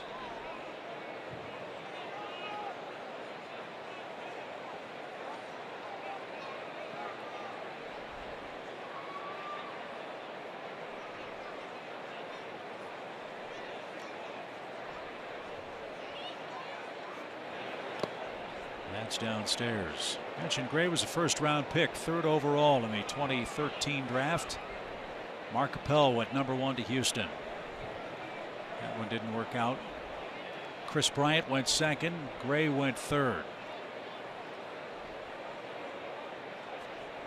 That's a pretty good threesome, though, with the way Appel had pitched in college and the notoriety he had. Braves' first pick was Jason Hirsch. They took him 31st in the first round. Travis Demerit was taken by Texas. He's now a member of the Braves organization. But it's the 32nd pick that's so intriguing. You talk about an inexact science for the draft. The man taken 32nd in that draft was Aaron Judge, who went to the Yankees.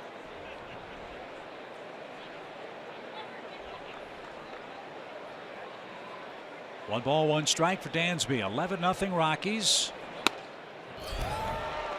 And one of Gray's best fastballs of the game.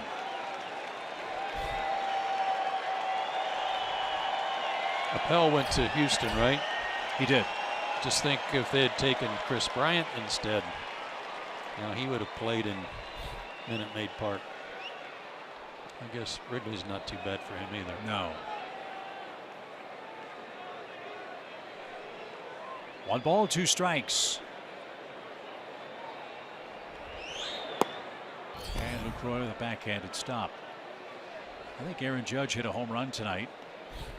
Yankees beat the Mets 5-3. I think Judge also struck out, which set a record for most consecutive games with a strikeout. For Joe Girardi's club, Yankees are trying to catch the Red Sox, who are losing to the Cardinals in the 9th inning 4-3 at Fenway.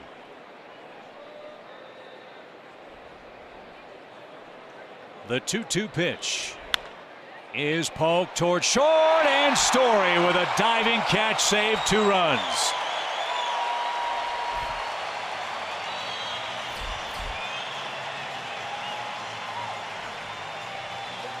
What an infield, and what a play by Story to preserve the shutout bid. He robs Dansby Swanson of a hit and 2 RBIs, and the Rockies maintain their 11-0 lead.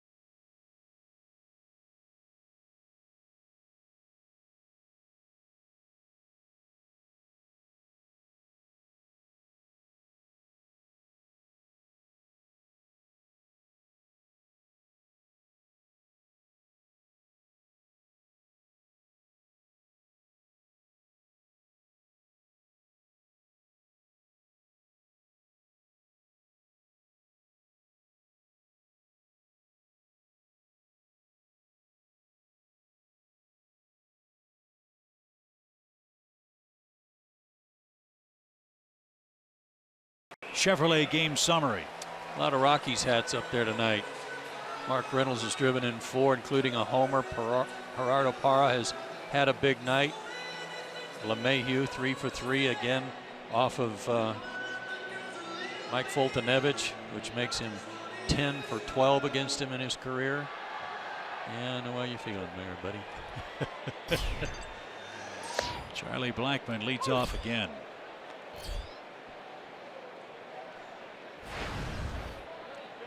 There are sometimes games where you wish you could invoke the Lindsey Nelson rule. Explain after the pitch.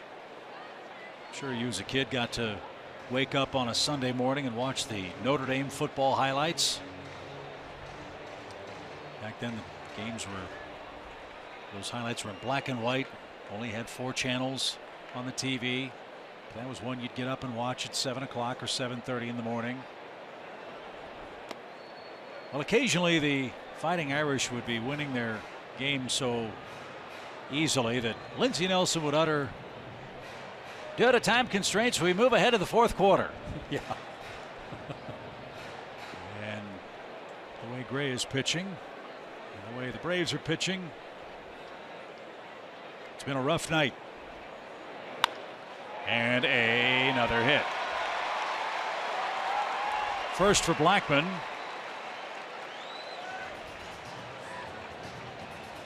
And right now the only Rocky starters without hits are Gray and Gonzalez. Well, Blackmon, with being the hits leader at the start of this series, that's only his 2nd hit. Braves have kept him off the sacks pretty well, except for that triple 2 nights ago and a walk tonight. Somebody tell LeMahieu that's not Mike Foltynewicz out there. Well, just tell him what's coming and see what he does. Yeah. With it. He's 3 for 3, 3 runs scored and an RBI. His 42nd multi-hit game. LeMahieu had only 5 hits in his previous 30 at-bats before tonight's game. I'd say he's gotten back into the swing of things.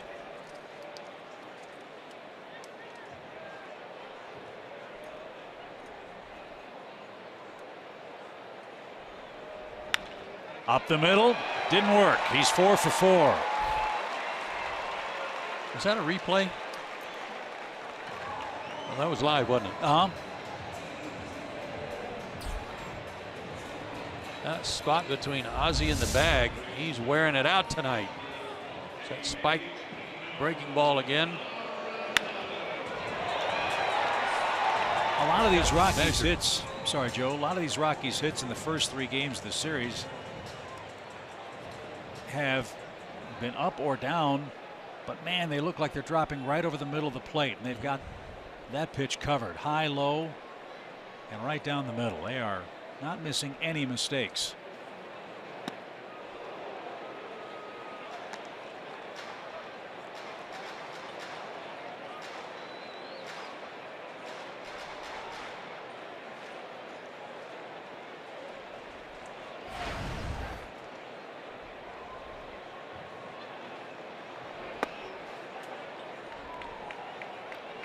Funny things tonight is that other teams will look at this score right now and see it 11-0. Go, boy, I wonder how many Arenado's driven in tonight. Yeah, none. But he has scored a run.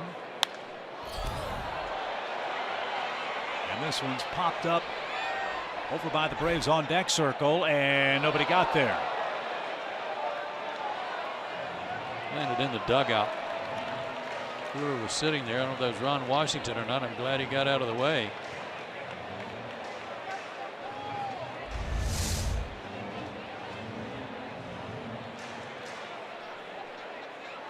If somebody had gotten to the rail, they might have been able to get a glove on it. Yeah, that was catchable. So it's a 1-2 count.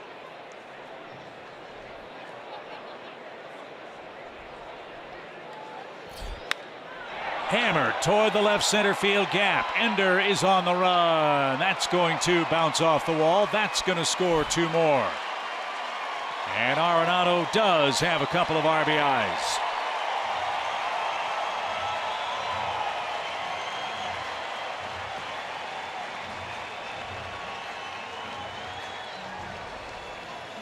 LeMahieu has 4 hits. He scored 4 runs. In fact, every Rocky except their pitcher has scored at least 1 run. Another slider. Went down and followed through. Big finish. And just shy of a homer. So as brilliant as Luke Jackson was in his last outing, he has been peppered in relief tonight. 2 homers, 2 singles, a double, and 5 runs. And Colorado has a 13-run lead. They are 9 for 8 in tonight's game with runners on base. They're what? 9 for 18. Did I say 8? Sorry. It feels that way. Yeah. Sorry, I was relying on the StatCast number for that. Yeah. Beg your pardon. Exactly. 9 for 18 with men on base.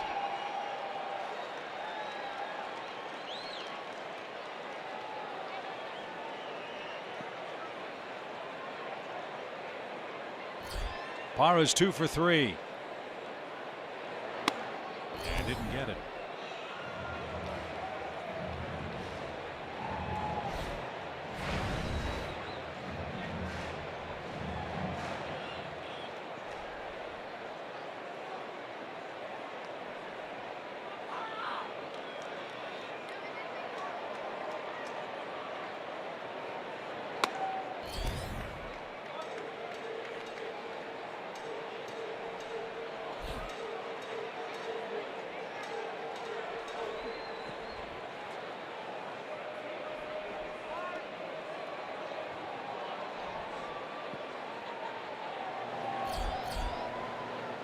Max Fried begins to warm up.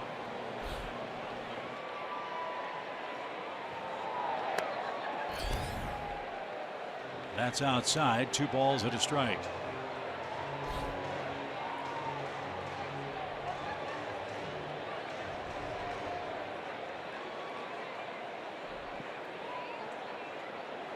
Luke has already thrown 31 pitches.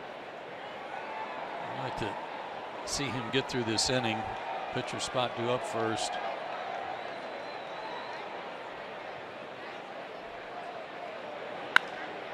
To left. Santana retreats. That ball carries off the fence. Arenado scores. The throw gets away on the relay to second. And Parra has a 3-hit, 4 RBI night. That was a Coors Field ball off the wall there to me. That was a line drive, and as soon as it was hit, Danny Santana was off to the races with his back to the infield.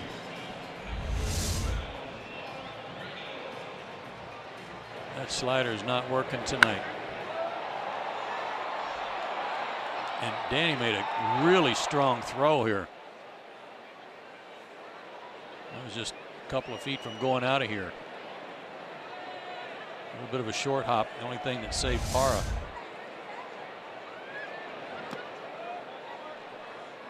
Colorado again has scored in every inning.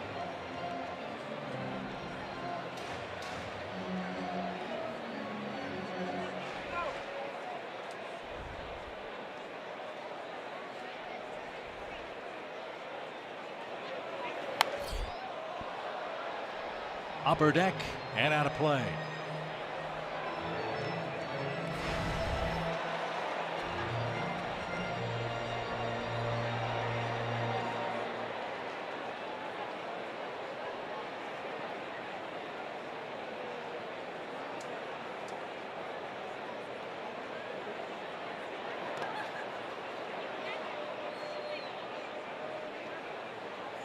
Nice stop by Curtin.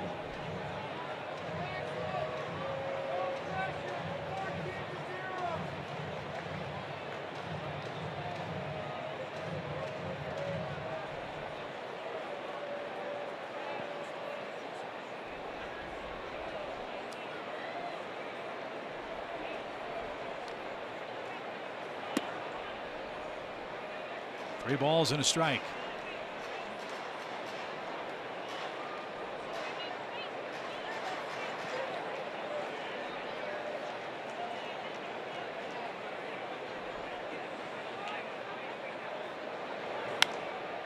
popped up. And Dansby's going to make the catch. That's the first down of the inning. And that is going to be all for Luke Jackson, who works an inning. Luke gives up 1, 2, 3, 4, 5, 6 hits, 2 homers, 1 walk, 1 strikeout, and so far 6 runs. Gerardo Parra is his responsibility as well. Max Fried will make his Coors Field debut when we come back.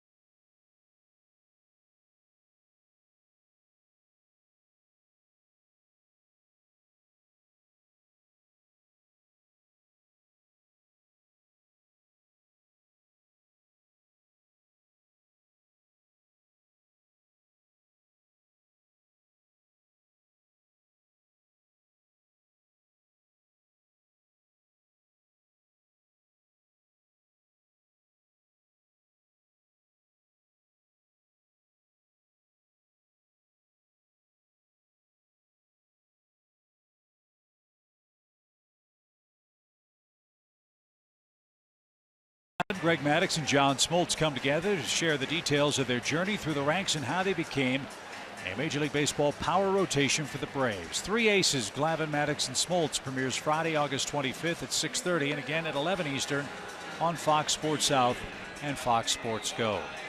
Here's a guy who wants to be an ace, Max Fried. This will be his 3rd appearance since he was called up. Bud Black talked about him the other day, saying he knows about Max from his days as the manager of the Padres and how much they thought of him while he was still in the San Diego organization, and he was anxious to see him pitch. So this is his 3rd big league game. He's got Carlos Gonzalez digging in. 1 on, 1 out, 3 in for the Rockies in the 5th. Braves had Sean Newcomb go yesterday, and Sean pitched pretty darn well. Yes, he gave up 3 homers, but in this park, 3 solos in 6 innings. You take that. Gave the Braves a chance to win. And I was interested to hear what Bud Black had to say about Sean Newcomb and his performance for the Braves last night. Yeah, he liked him. He liked him. Said he could see how he's going to develop into a good one.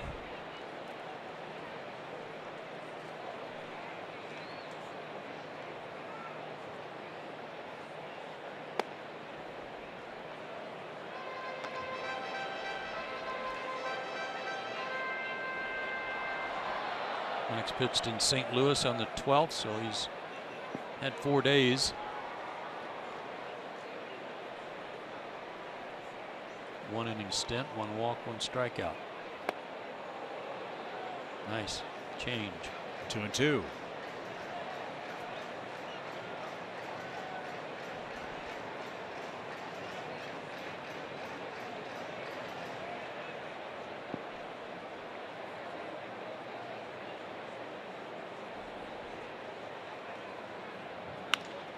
To second. Actually, it's to short. Dansby is playing in the shift, and so he handles the ground ball off Cargo's bat. There's the second out. Fried gets his first man, and now Jonathan Lucroy is coming up.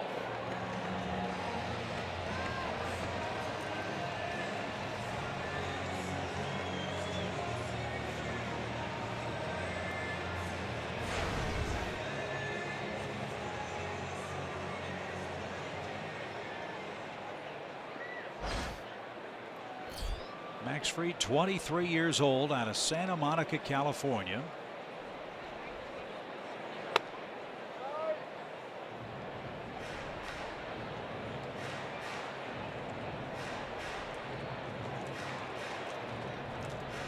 Transferred to Harvard Westlake School in Los Angeles after his Montclair prep team cut its baseball club.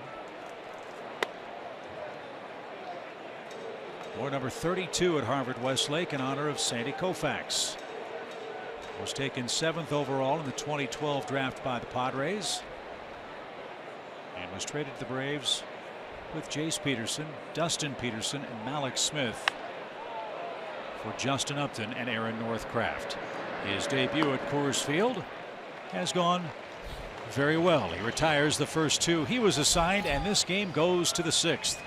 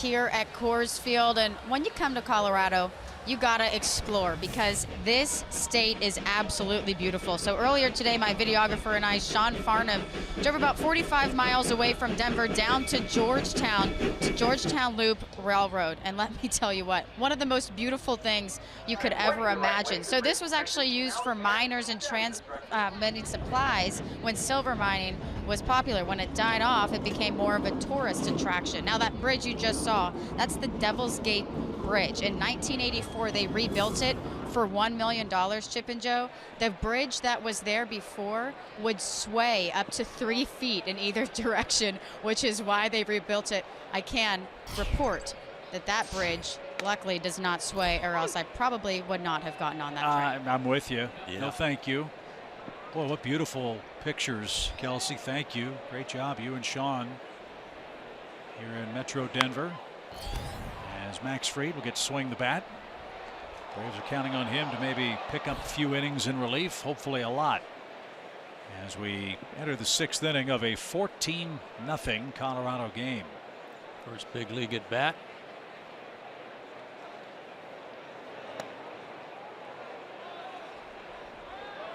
And that was taken outside for a ball.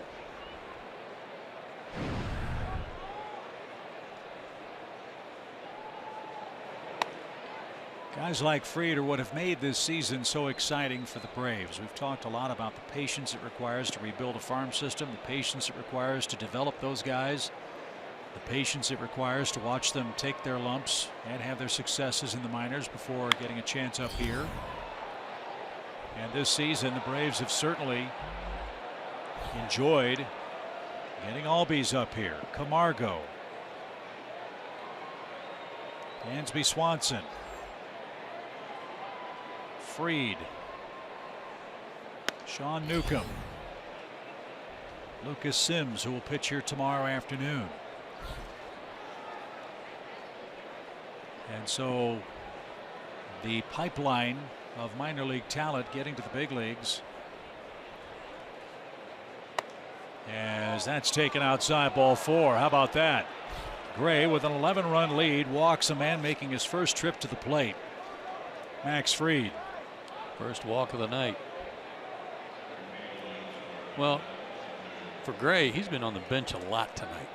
He's had to wait a long time between innings. Every inning.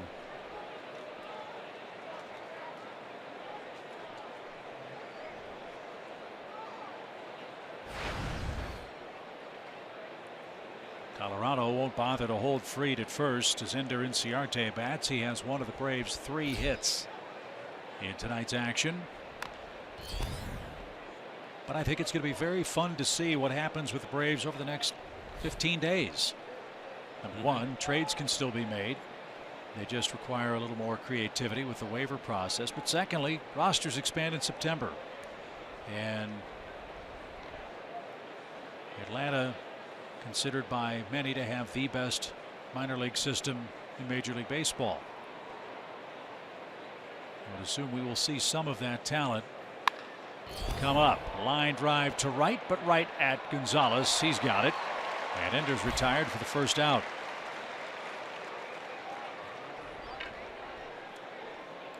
And without getting into all the specifics of how those roster moves might transpire, there are other factors in play. One, players coming back from injury. That's Matt Kemp. Those guys want to play too. They're veteran players. Secondly, I believe the Braves' 40-man roster stands at 39 men. So some of these kids that come up, you might start their arbitration clocks. You might have to make room on the 40-man roster, which means players you might want to keep are left exposed. So it's a lot more difficult than just saying, hey, bring player A, B, or C up. A lot of moving parts that John Hart and John Coppola have to think about when rosters expand September 1st. Might be some players too that get left off the 40-man roster that might be exposed to the Rule 5 draft next December too. That's a good problem to have, but it's not a fun problem considering how much work went into rebuilding things down on the farm. Swing and a miss by Phillips. 1-1 the count.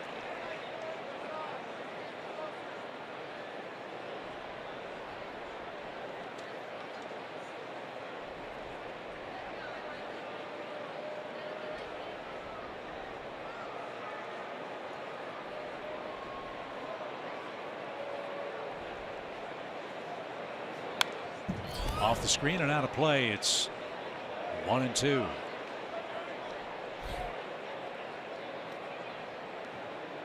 I know John Gray's had a lot of runs to work with tonight, but his stuff is really good. You look at his ERA and you can trace that to 2 bad games that he had earlier this year against Milwaukee and the Mets.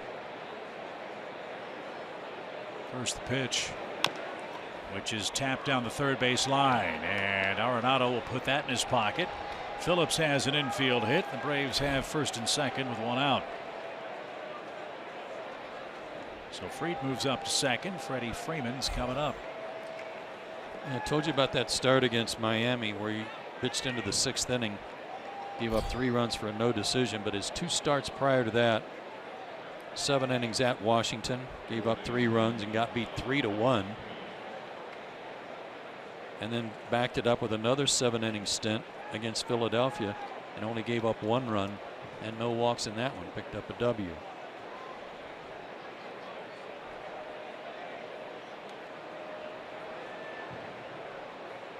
Well, let's see if Freeman can take out a little frustration for the Braves offense. 2 on, 1 out. And downstairs, ball 1. Dodgers won last night 6-1. They lead the National League West. They beat the White Sox.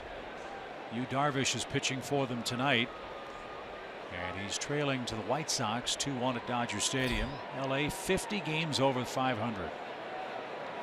First time that's happened since the early 1950s for a Dodger ball club.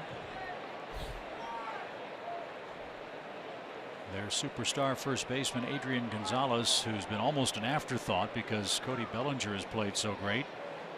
He's gone back to Class A ball to rehab from a herniated disc. Just think if they can get him back. And when they get him back, they have an interesting decision to make. Lucroy took a shot.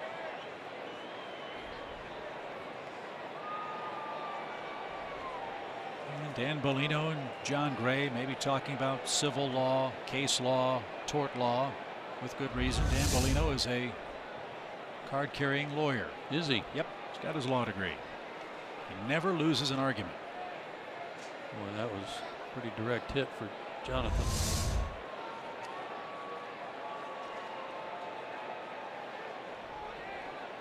Two balls and a strike.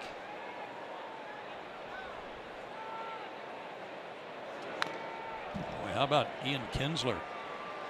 Yeah. Coming out yesterday and blasting Angel Hernandez, saying he needs to find another job. Major League manager, umpire. Kinsler jumped in with both feet. 2 balls, 2 strikes. Ground ball, foul at first. Yeah, Angel Hernandez working that Detroit, Texas series. He was the third base umpire tonight. He's scheduled to work second base tomorrow. That's Kinsler's position. So that might be interesting. I've not received any word as to whether or not Kinsler was fine. Almost certainly he's going to be.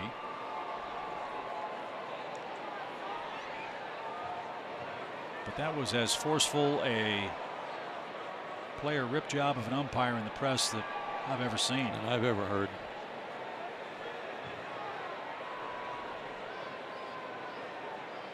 The 2-2 pitch. Hanging tough. No matter what the score, Freddie Freeman is not going to go quietly and just phone it in.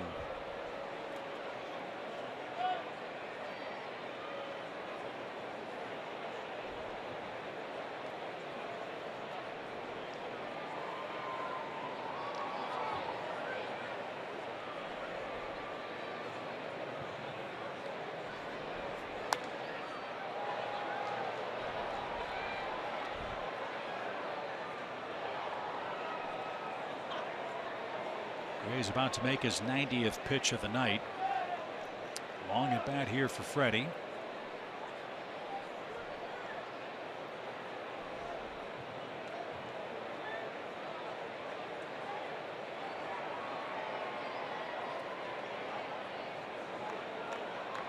And the 2-2 pitch. Arenado, long run. Parra there as well, but it's 3 rows deep. Hey, the little guy came up with it. Yeah. Did you see that? All those tall guys with gloves, that little kid came away with the baseball. See? Look at him.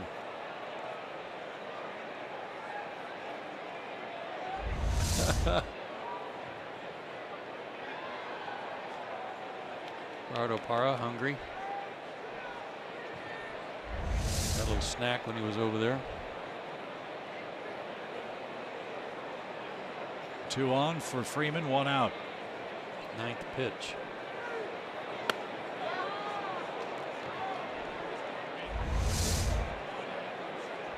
Watch Gerardo Parra. Not looking. Thanks for the Cracker Jacks.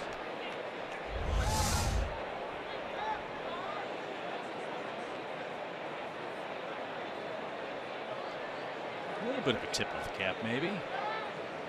So look toward those fans. Full count.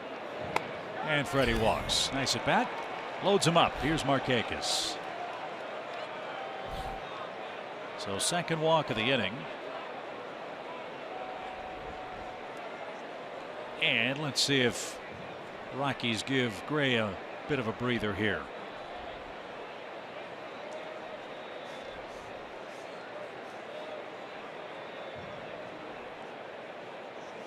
Gray has said that when he's had some rough outings or rough innings, he gets in a hurry and he gets into kind of a blur where he's not, as he put it, picturing an out with the next pitch.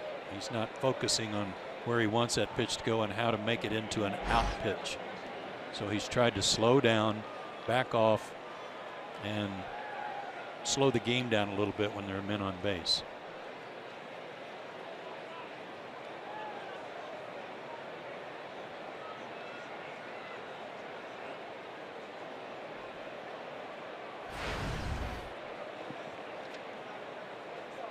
So a great chance for the Braves to spoil the shutout bid. Nick Markakis singled last time up. He sprayed it between short and third, and he just took a strike.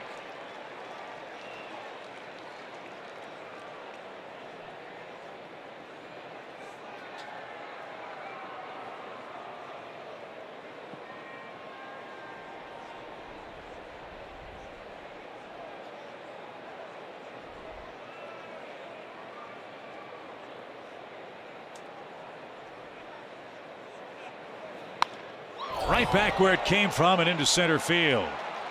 Fried's going to score.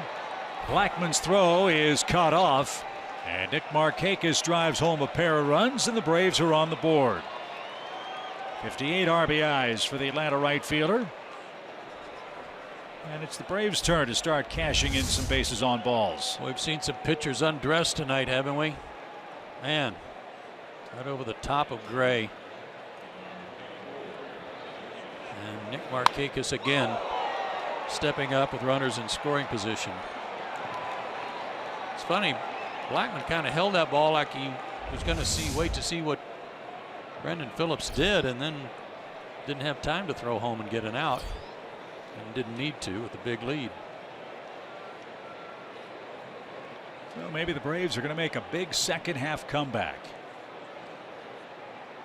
They've got 2 and trail by 12. Suzuki 0 for 2 and was fooled. Strike 1. Cardinals lost in Boston in the 9th inning. Red Sox came back and beat them 5-4. Rough trip for St. Louis to Boston. Boy, that Cardinal bullpen is really good. It's a rare blown save for them.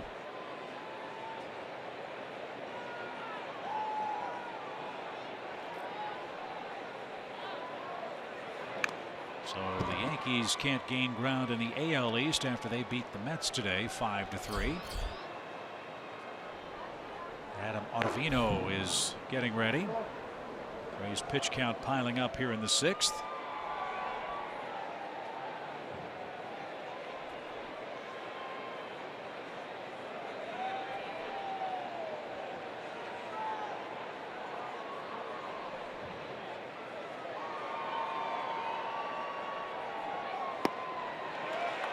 Kurt didn't get it.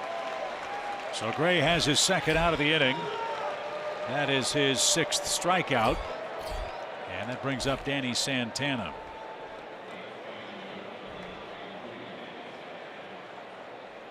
Biggest workload by inning here in the 6th.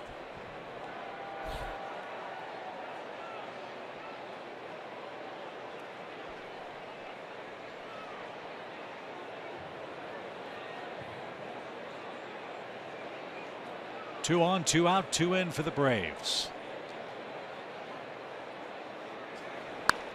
And fouled away.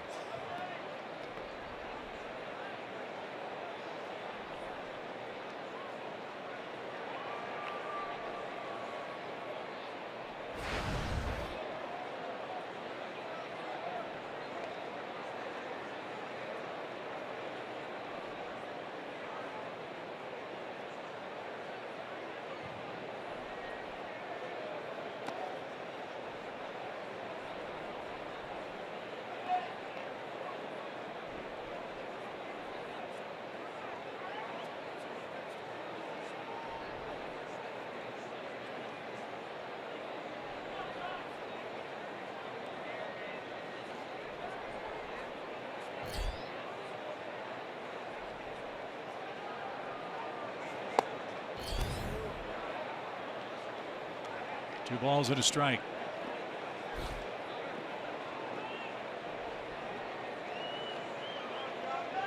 Danny's base hit his last time up, snapped an 0 for 9.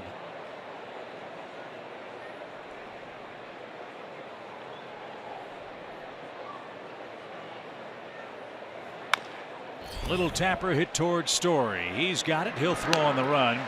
And that'll end the inning for John Gray, who loses the shutout bid, but he's pitched 6 innings very effectively. And a 12-run lead hasn't hurt either.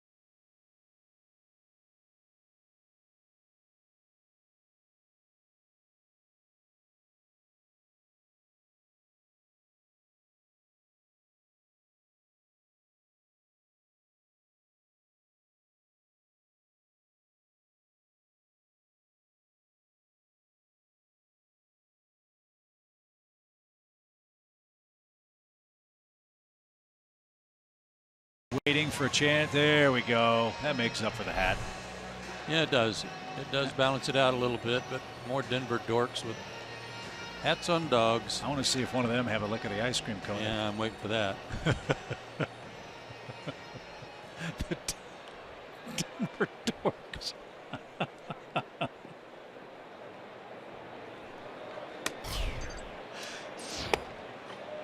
That's their minor league team here in Mile City. Hey, that'd be a better name for some teams that I've heard lately. Yeah, yeah. What was one the other day? Yard Goats? The Harvard Yard Goats, I think.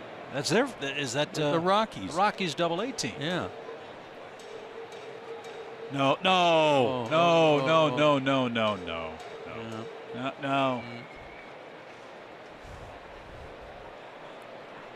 Can't do that.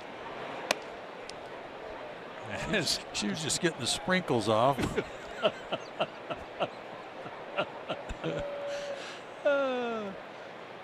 Poor Trevor Story. Every Rocky tonight, except for Carlos Gonzalez and John Gray, has a hit. Every Rocky except John Gray has scored a run tonight. This one got out of hand pretty quickly. A 45-pitch second inning doomed Mike Foltynewicz tonight. And then Luke Jackson 6 runs in his inning of relief. And Max Fried with his first base runner. So Gray is going to finish his night with 6 innings of 2-run ball, with a gigantic lead and so much more ahead for Colorado. Easy decision for Bud Black to pinch hit Alexi Amarista here.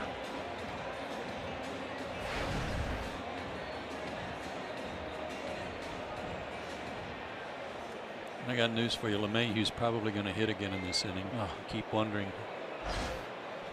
I don't know what the record is for most at bats in a game. Think there's anybody that's ever hit 9 times in a 9-inning game, or 8 times as a home team? Yeah, I mean we've seen some weird stuff on this road trip already that we've never seen before. Already in this series, we saw the weird 3 unassisted double play by Freddie Freeman last night. Game 1, we saw Ender Inciarte lead off with a triple, nearly an inside the park homer. He was thrown out at the plate. Hadn't seen that before. So yeah, maybe somebody has gone 8 for 8 or 9 for 9 in as many innings. I've done a game before against Colorado as this one's poked to second. And the throw to second is an eyelash ahead of Story for the first out. I was working for the Cubs. The Rockies came to Wrigley Field and had a game where they scored in every inning. So it's probably not an altogether unfamiliar occurrence, especially in this ballpark. Nice play by Ozzie to get the lead runner. And here's Blackmon. He's up for a 5th time. He scored twice.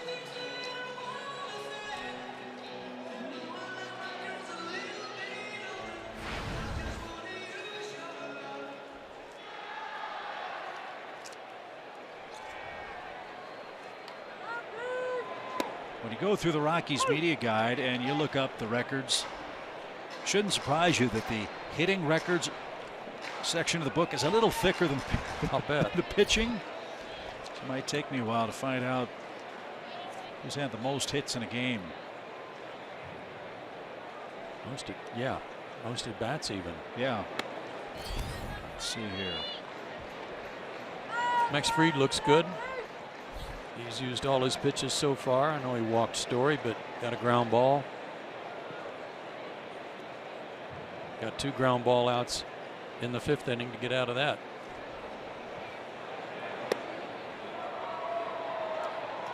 Most hits in a game for a Rocky. Well, surprising, 6. Okay. When you'd think they'd have a game where somebody'd have more than that. Most at bats in a game record is 10. Oh, surely that was an extra inning game. It was at San Diego. It wasn't even here. Huh. Willie Taveras, April 17th, 2008.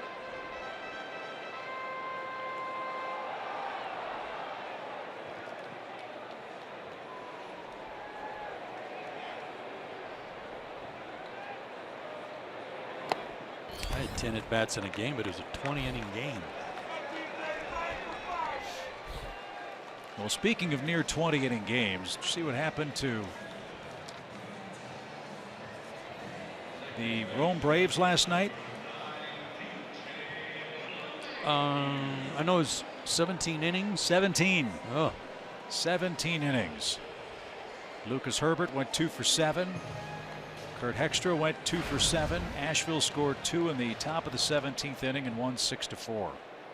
That's too bad. Asheville's the Colorado affiliate in the South Atlantic League. Nice save by Kurt. 5 4-hit games for LeMahieu. That's crazy.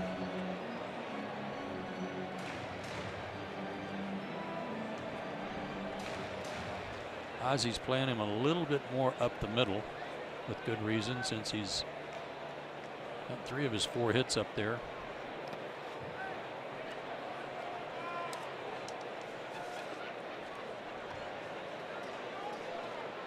And now Chuck Hernandez and Kurt Suzuki out for a quick chat. You know what? Max is not wearing any sleeves. That always bothers an old school type person like me. And then he walked leading off the inning, was on base the whole inning basically. So, you know, I don't know if he might have stiffened up a little bit, cooled off. Curious. Well, it is a very comfortable night right now. 64 degrees. Temperature dropped into the upper 50s last night when the rain passed through town. And that missed inside, ball 3. LeMahieu has never had a 5-hit game.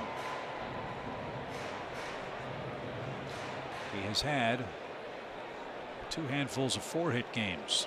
He's 4 for 4, 4 runs tonight. And took a letter high strike.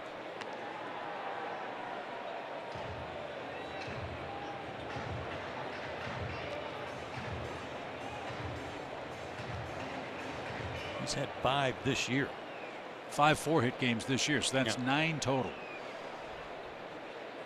for his career. And he just took a strike. Fried fooled him with that pitch. Full count.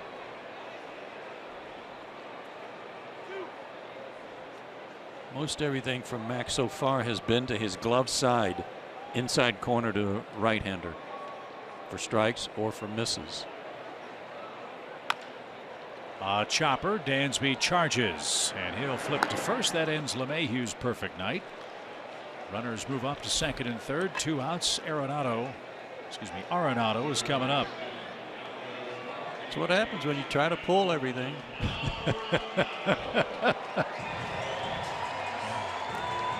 Couple of doubles, couple of runs, couple of RBIs for Nolan Arenado. I may be going out on a giant limb, but if he keeps doing what he's doing for an extended period of time, you may be looking at a man in the early stages of what could be a Hall of Fame career. He's first to 100 RBIs in the National League 3 consecutive years, something not done since Willie Stargell did it with the Pirates. He's the first since Mike Schmidt to be first in the league in homers and RBIs in back-to-back years for Colorado. He's the first rookie, the 10th rookie in Major League history to win the Gold Glove in his first season. And 3 more after that.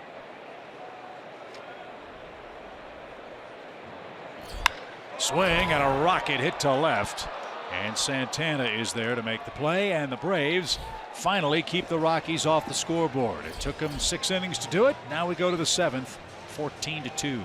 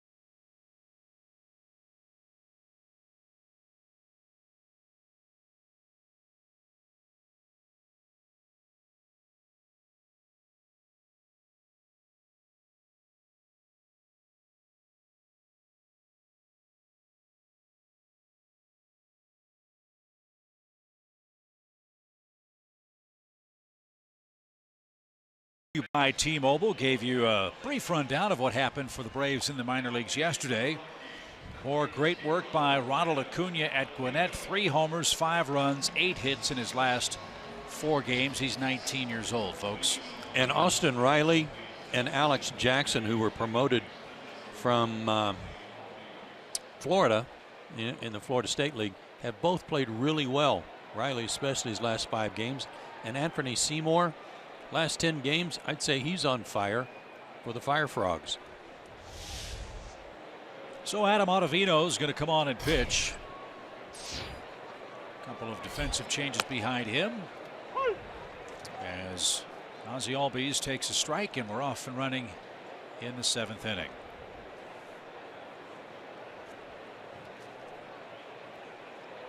Ottavino's been around a while. He broke in with the Cardinals in 2010. Colorado got him on a waiver claim in 2012. And he's turned into a very durable reliever for them. There was a story today online that interested me about players and their numbers. And obviously Ottavino's got a odd number, 0. And it's because of his name. He said he just because his name starts with O. But the Cardinals wouldn't let him wear it. Really? Yeah, they said no. Rocky said okay. To second. And Albies is retired by Valleca, who just checked in. And Ottavino gets his first out. Aaron Judge is 99. He said it's 99 because that's the number they gave me in spring training, and no objections.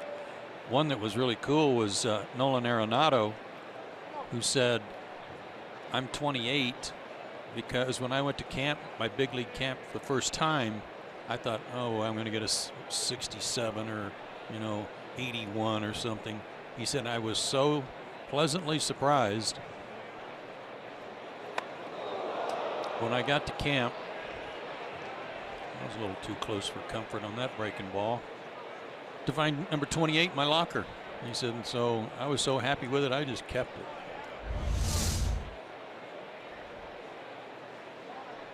Man.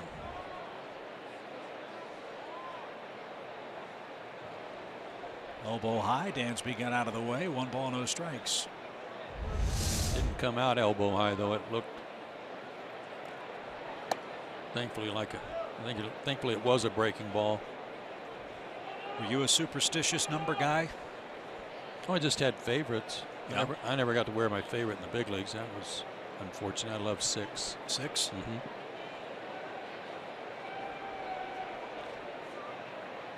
Two-0 pitch. Line toward right.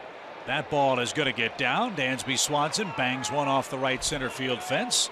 He's got a 5-game hitting streak, and his first hit of the night is a 7th-inning double. Well, that's a big league at bat right there. That's a guy who had to dust himself off and get back up in there.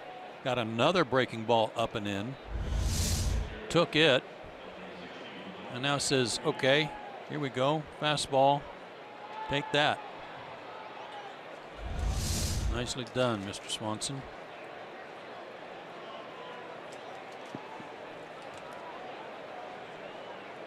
Max Fried stands in again.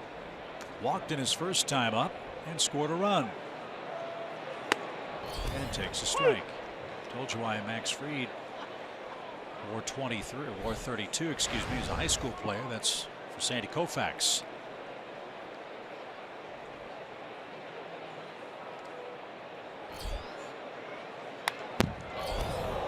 That one scared the daylights out of Ender Inciarte, right above his head at the on-deck circle. Would have scared me too.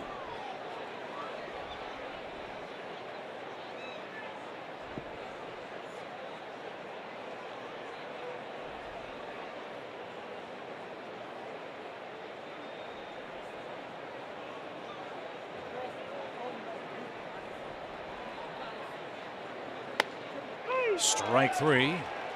And 2 are out.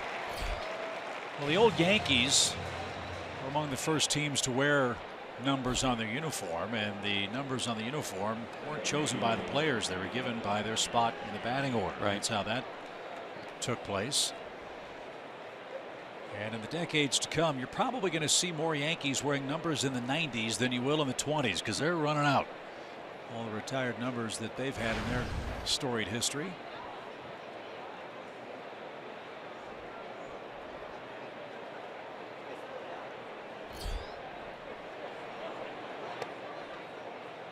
A lot of players have taken numbers for their favorite player when they were growing up. A lot of guys are wearing 2 because they love Derek Jeter.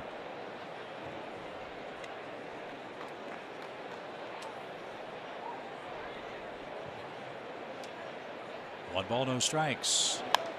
And launched foul by Ender. It's an even count. And we've known for years that players from Venezuela, a lot of them like to wear 13 because of David Concepcion, who was a hero to a lot of those guys. He was playing for the Big Red Machine.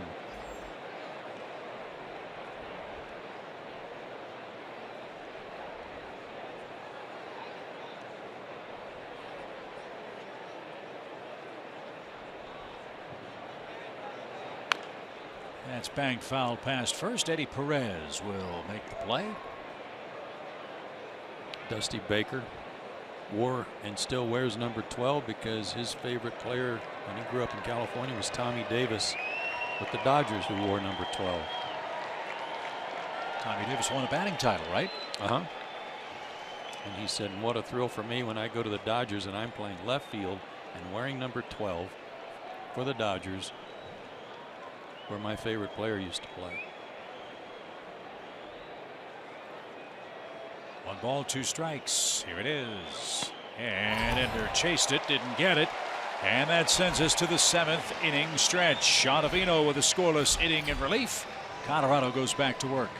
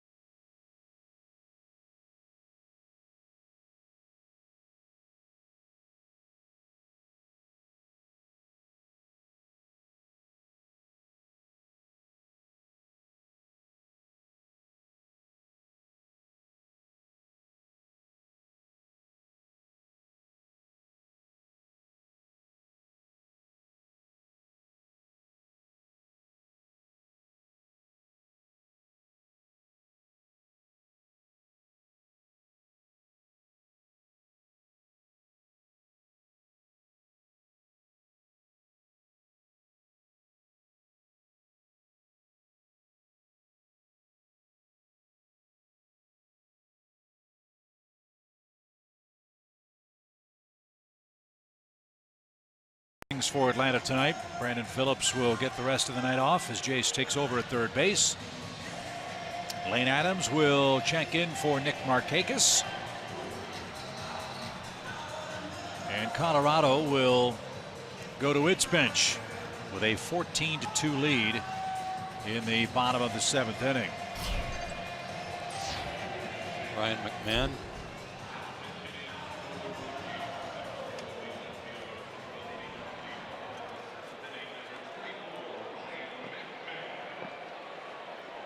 Got his first big league hit on Sunday off Junichi Tozawa. He was called up from Albuquerque on Friday, the number 3 prospect in the Rockies system. Between AA and AAA, all he did was hit .354. 71 runs, 37 doubles, 19 homers, 82 RBIs. Wow. First base, second base, and third base.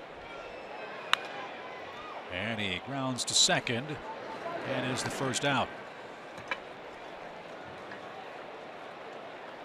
But you can't get to the big leagues if you don't hit .350 for the Colorado organization. It's true.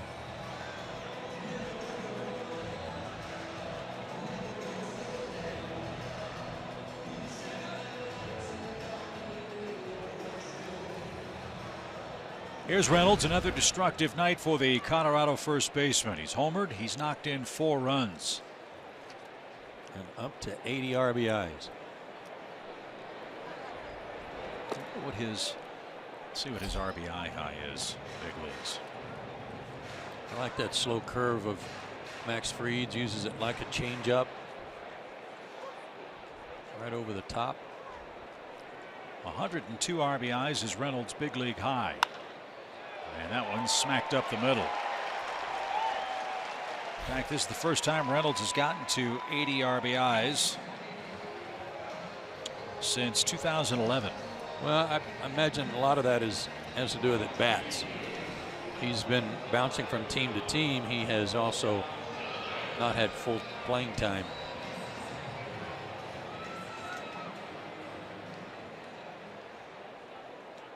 So a lefty-lefty matchup here for Fried.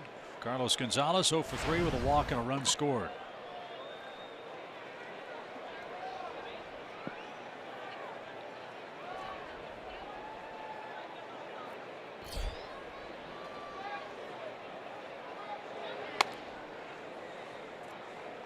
Again, the misses to his glove side.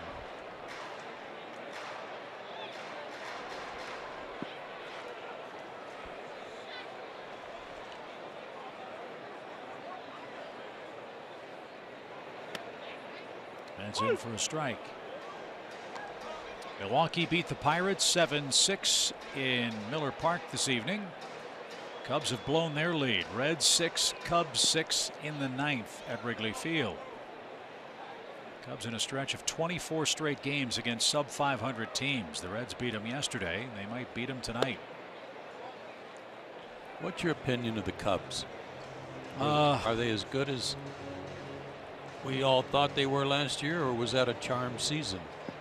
Certainly it was a charmed year because they won the whole thing, and you know the long history of the Cubs.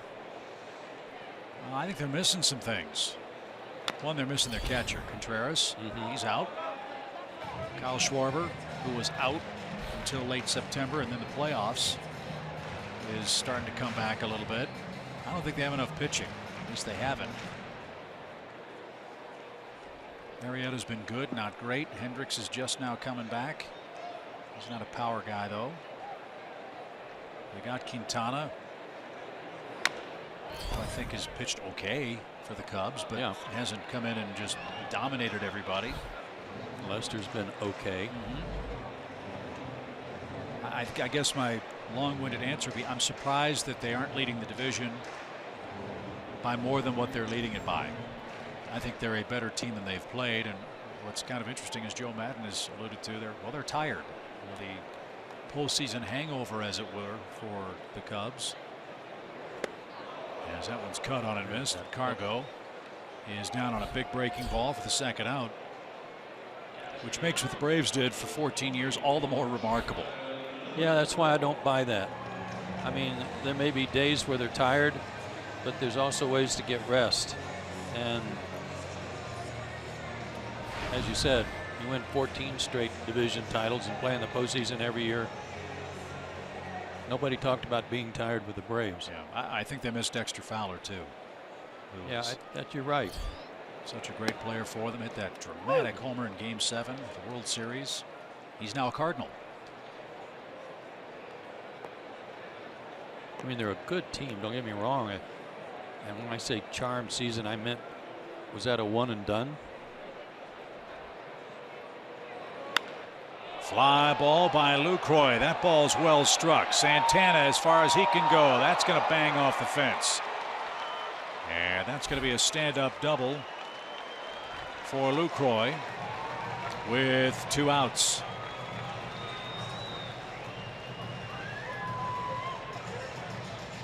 Tell you what, there's one young man in this ballpark that's hoping the Rockies are getting this out of their system tonight, and that's Lucas Sims, who pitches tomorrow. That wasn't a bad pitch, folks. And he basically one-handed that almost 400 feet. Max has pitched well. He's given up some hits. He's left some men on base. He'd like to leave 2 more out there.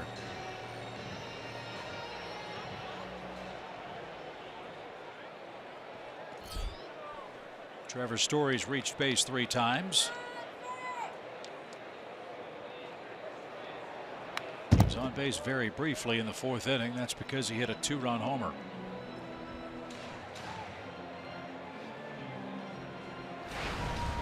Well, what's fun about things this time of year, Braves are playing some good clubs. Colorado got Seattle coming in.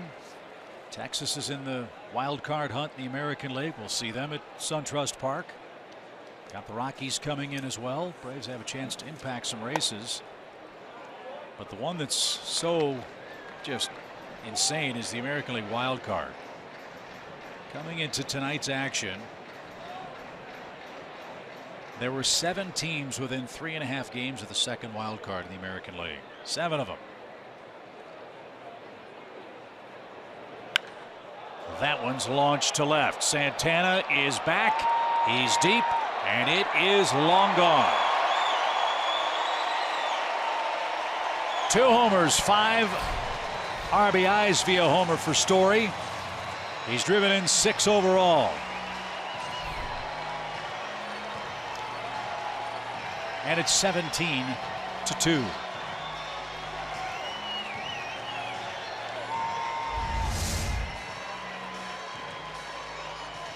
That was not a good breaking ball. And Max knew it. And in this ballpark, anything that sounds like that ends up like that. So Amarista, in keeping pace with what's happened all night, he came on in the 6th inning as a pinch hitter. We're in the 7th. He's up again. The Braves have not turned in a 1-2-3 pitched inning tonight. He's got 6 RBIs for Story.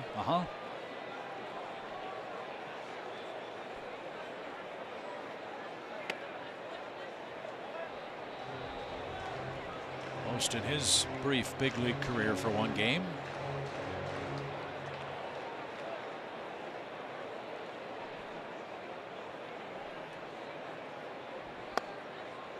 And a 4-pitch walk after the homer.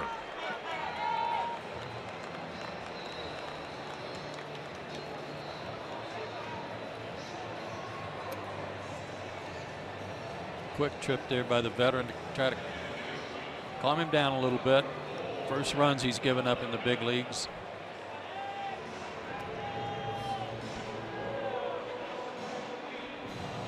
You know what? This kind of game, you don't really care about, well, you care about the results, but you don't really fret over the results. These are experiences that you hope young Max will file away and use the next time he gets a chance to pitch here. And Valleca, the hitter, he bats for the first time here in the 7th. Charlie Blackmon finished his night 1 for 3 with a couple of walks and 2 runs scored. That man LeMahieu's on deck again.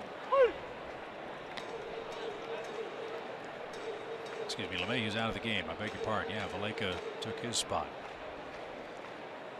Pitcher spot. Ottavino is due next. Thank you, Joe. Pitch is cut on and missed. 1-2.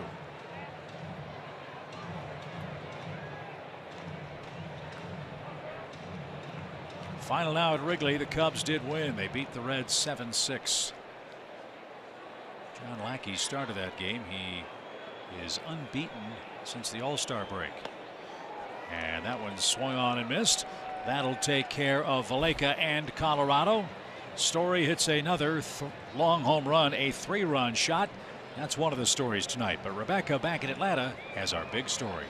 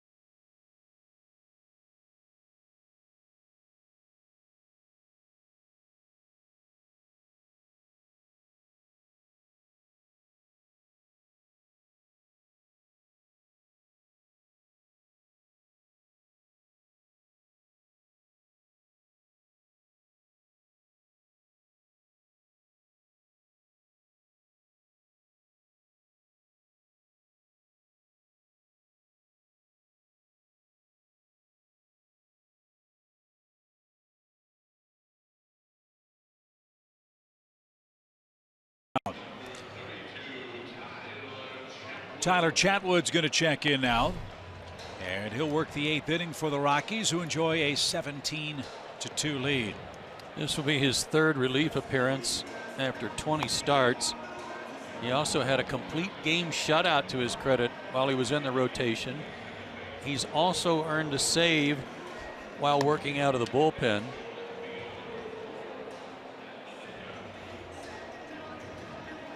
So that's a pretty valuable piece right there for your rotation or bullpen, whichever you want or whatever you need going forward as you head toward the postseason.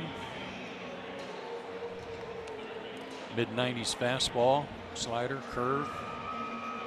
McMahon's going to stay in the game and play second. Valleca moves from second to left, and Chatwood will be the pitcher, with Jace Peterson set to lead off for Atlanta.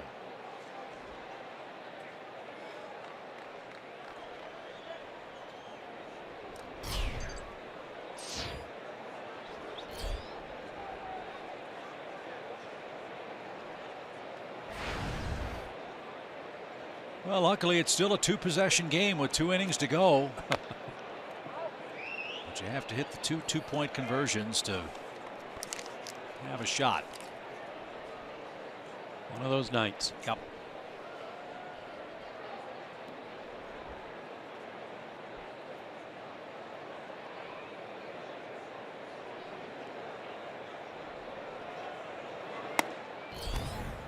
That missed upstairs. 1 ball, 1 strike. Here's a burner.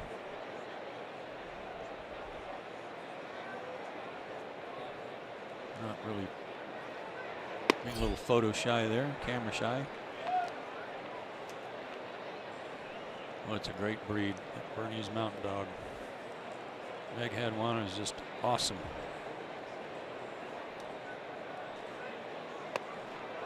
Swing and a miss by Jace. I got to tell you, that golden retriever in that shot was kind of sneaky. We had the shot of the fans giving the dogs the ice cream. That golden retriever was looking at that Coors Light like he or she was ready to go. It's also looking at the camera like, you know, I'm over here.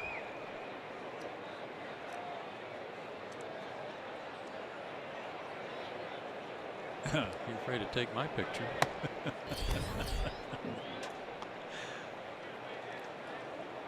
Yeah, that's what you do, is you do dog commentary.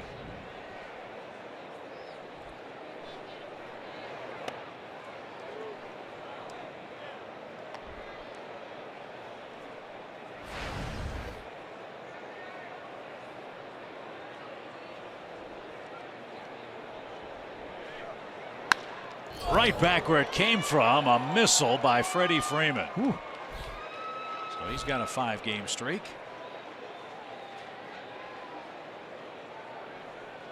He doesn't care that the score is 17-2. He's going to give you a professional at bat every time up.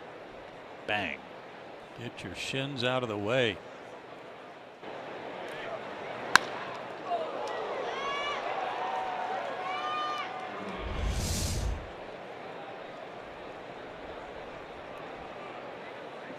So this is Lane Adams.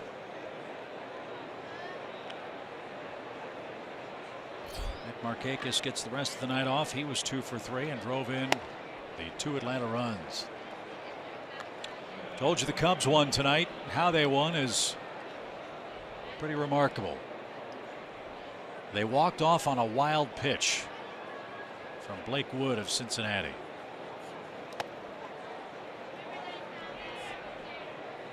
Reds have had all kinds of problems with their pitching staff, something the Braves hope to exploit beginning Friday night. Cincinnati comes to town for a 3-game series. Hey, how about Andrew Albers, who pitched a good game last night for the Mariners after they acquired him from the Braves and off the Gwinnett roster. Picked up a win, his first win in 3 or 4 years, I forget. Ground ball toward Arenado. He'll fire to second one. The turn is in time to double up Adams. And that sends us to the bottom of the 8th inning. Yeah, Albers, the 16th different starter used by Seattle this year.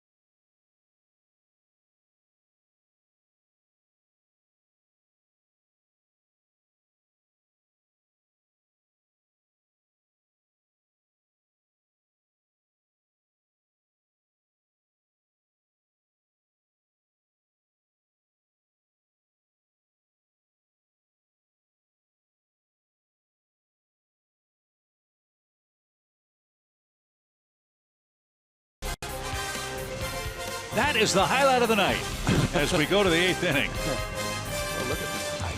Yeah, incredible, isn't it? Man. Now, do you think the dogs get bothered by the altitude? No, that was a bump. Yeah. Tip and a catch. Like that. And ironically enough, that dog used his canine to catch that frisbee. But do you think they're bothered by the altitude? Do you think they? Sure. Don't you? He was.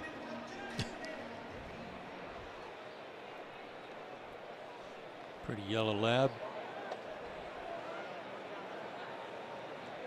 Rex Brothers, the former Rocky, himself would like a little redeemer. Did not record an out here 2 nights ago. Gave up 3 runs.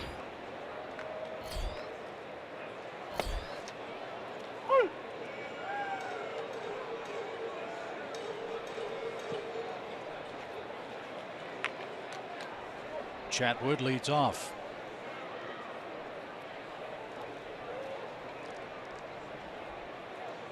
Chatwood's 27 out of Redlands, California.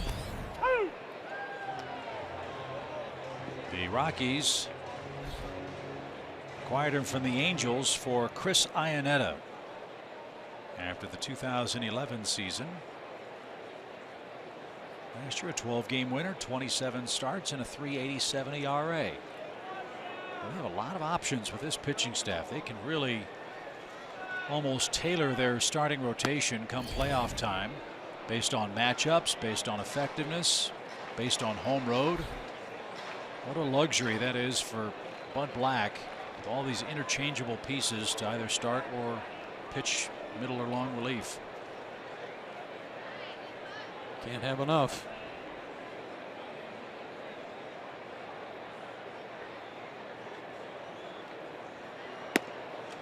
That's outside. Chatwood didn't pitch in 2015, recovering from Tommy John surgery. Last year 8-1 with a 1.69 road ERA, the lowest road ERA in the big leagues and the lowest in Colorado franchise history.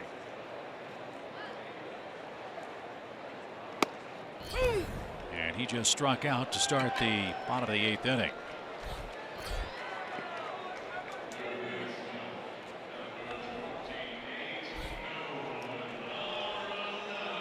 One more chance for Arenado to hit. He's got a couple of doubles, a couple of RBIs, and a couple of runs. Back in the old days, this time of night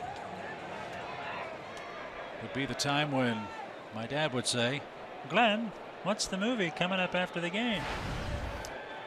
We won't have a movie after the game, but we will have Braves Live presented by Xfinity. Even better. Just a bit outside. Came right back to him. The old pitch back. We've seen a couple of funny bounces off that backstop, haven't we? One hit off the base of the Coors Field signage and bounced over the screen. That one stayed in play.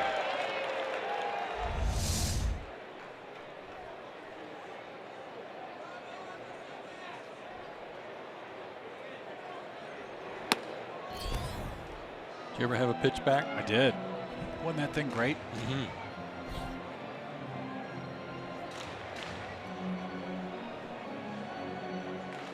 Before I had a pitchback, I had an aluminum garage door, and it drove my mom nuts. Remember? Good. I'll bet that was a quick purchase for you. Yep.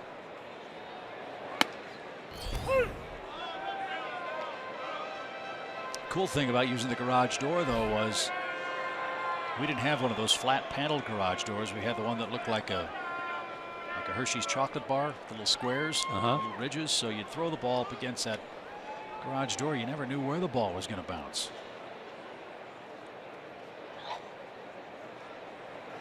I'd like to tell you I had cat-like reflexes, but honesty compels me to tell you I was chasing the ball down the street before it went in the sewer an awful lot.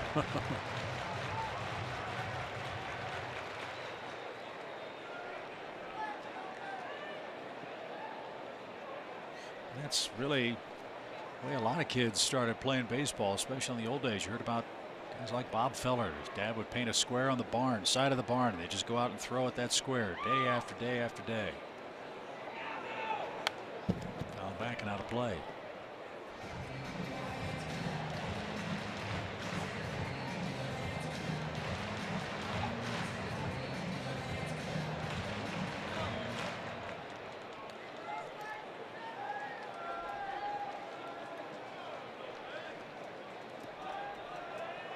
At this point, looks like the best the Braves can hope for is a split tomorrow behind Lucas Sims.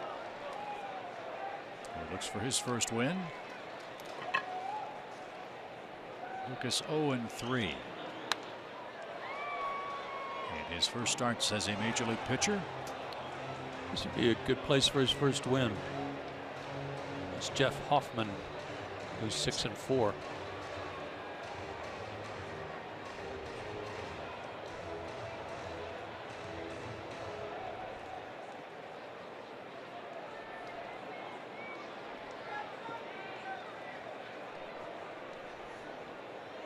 Two balls, two strikes. And Arenado chased one up around his collarbone, didn't get it. And Brothers has back-to-back strikeouts. We've seen Rex several times get two quick outs and then has problems. And get two quick strikeouts. Let's see him complete a clean inning, I beg your pardon. As McMahon's coming up. His second at bat. Didn't he just hit? It's a Colorado Rocky rule. You have to hit in back-to-back innings tonight. He's not batting out of order.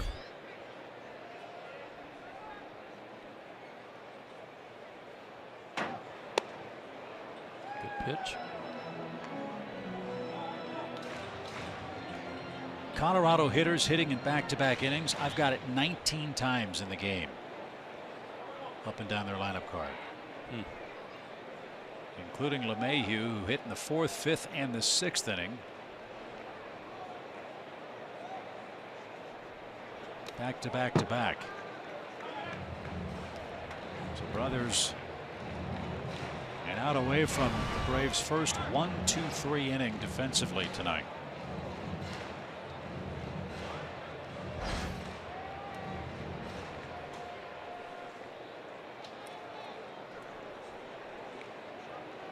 McMahon is the 49th Rocky to come to the plate tonight.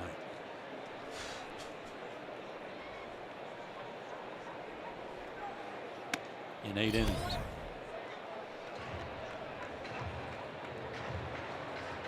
Bit of a moral victory tonight in that the Braves held the Rockies off the scoreboard 1 inning. It was the 6th.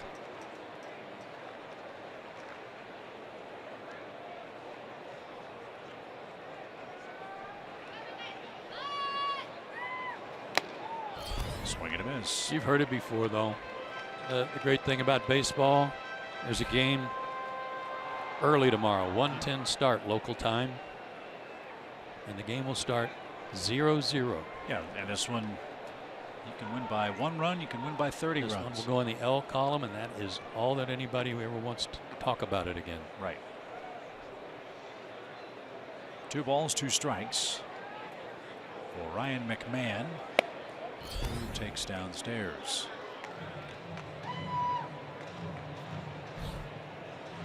Colorado scored in every inning of a full-length game twice in their franchise history. September 24th, 2001 against the Padres, and May 5th, 99 against the Cubs at Wrigley Field.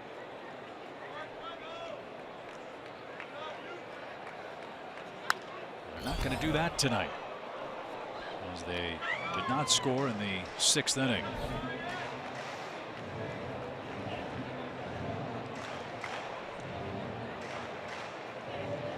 Tonight also the second time in Rockies history that 3 players have a 4 RBI or better game. Last time that happened was August 11th, 98 against the Expos.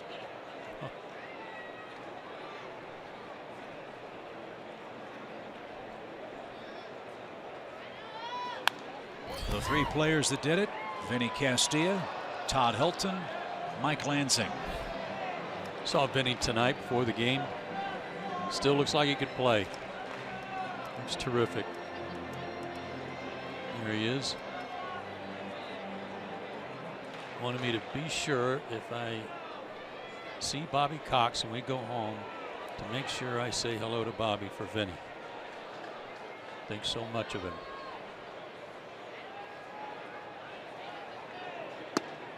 Strike 3 called, and Rex Brothers does have a perfect inning. 3 strikeouts. The first 1-2-3 frame of the night for the Braves staff. We head to the 9th.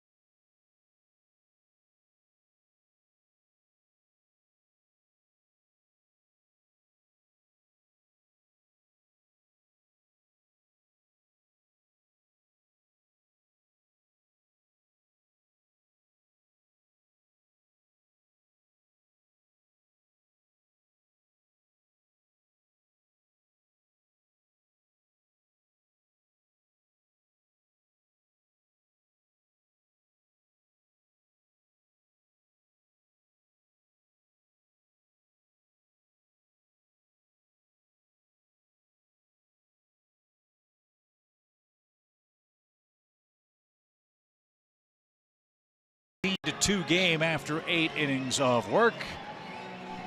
Matt Adams is going to grab a bat and pinch hit for Atlanta. As we said, the plan for the Braves was to utilize the speed and range of Danny Santana in the outfield. You know, Freddie Freeman's going to play first base. Matt Adams, an inexperienced outfielder. Don't want to subject him to trying to cover all that acreage in left field, so opportunities for Matt have been limited to pinch hitting. So he gets to swing the bat in the 9th inning, and he came up empty as Chatwood ahead 0-2.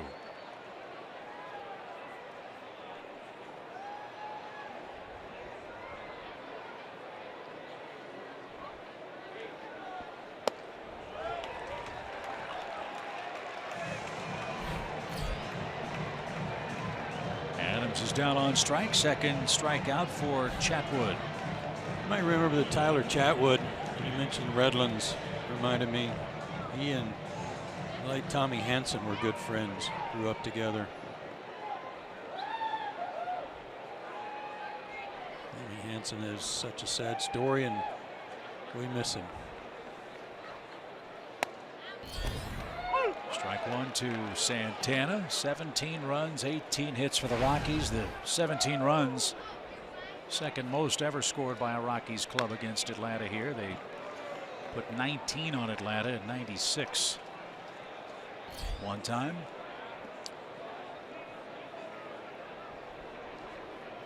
Again, hope they got it out of their system tonight.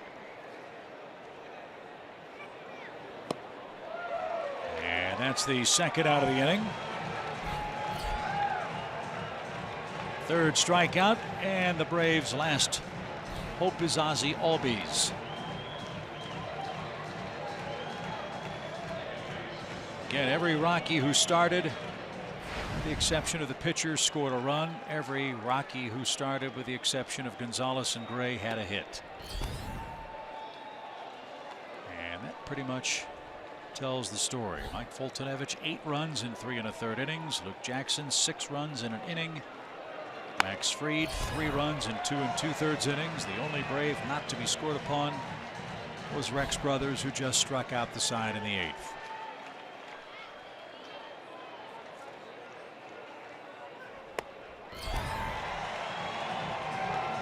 $30,697 95 the attendance tonight. Plus 700 dogs.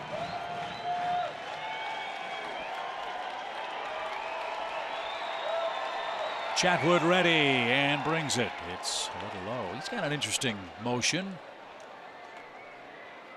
as he begins his windup and gets ready to put the ball in play. Ball comes out of his glove.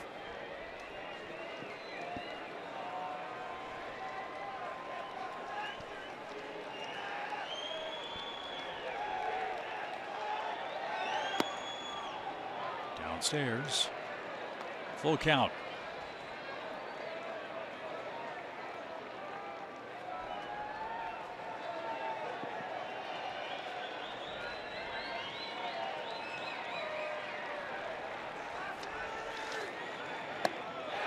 Is it. Braves strike out. 3 up, 3 down in the 9th inning, and the Colorado Rockies got monstrous offensive support. They scored in each of the first 5 innings tonight and ran away, Joe, with a 17-2 win. Atlanta wraps up the road trip and this series tomorrow afternoon behind Lucas Sims. Yeah, another rough start for Fultonevich. Hopefully before his next start at home they can get Mike back on track. Gray the winner. He's 5-2. Mike Fultonevich falls to 10-8. And we will recap Game 3 of this series on Braves Live, presented by Xfinity. That's coming up after the break.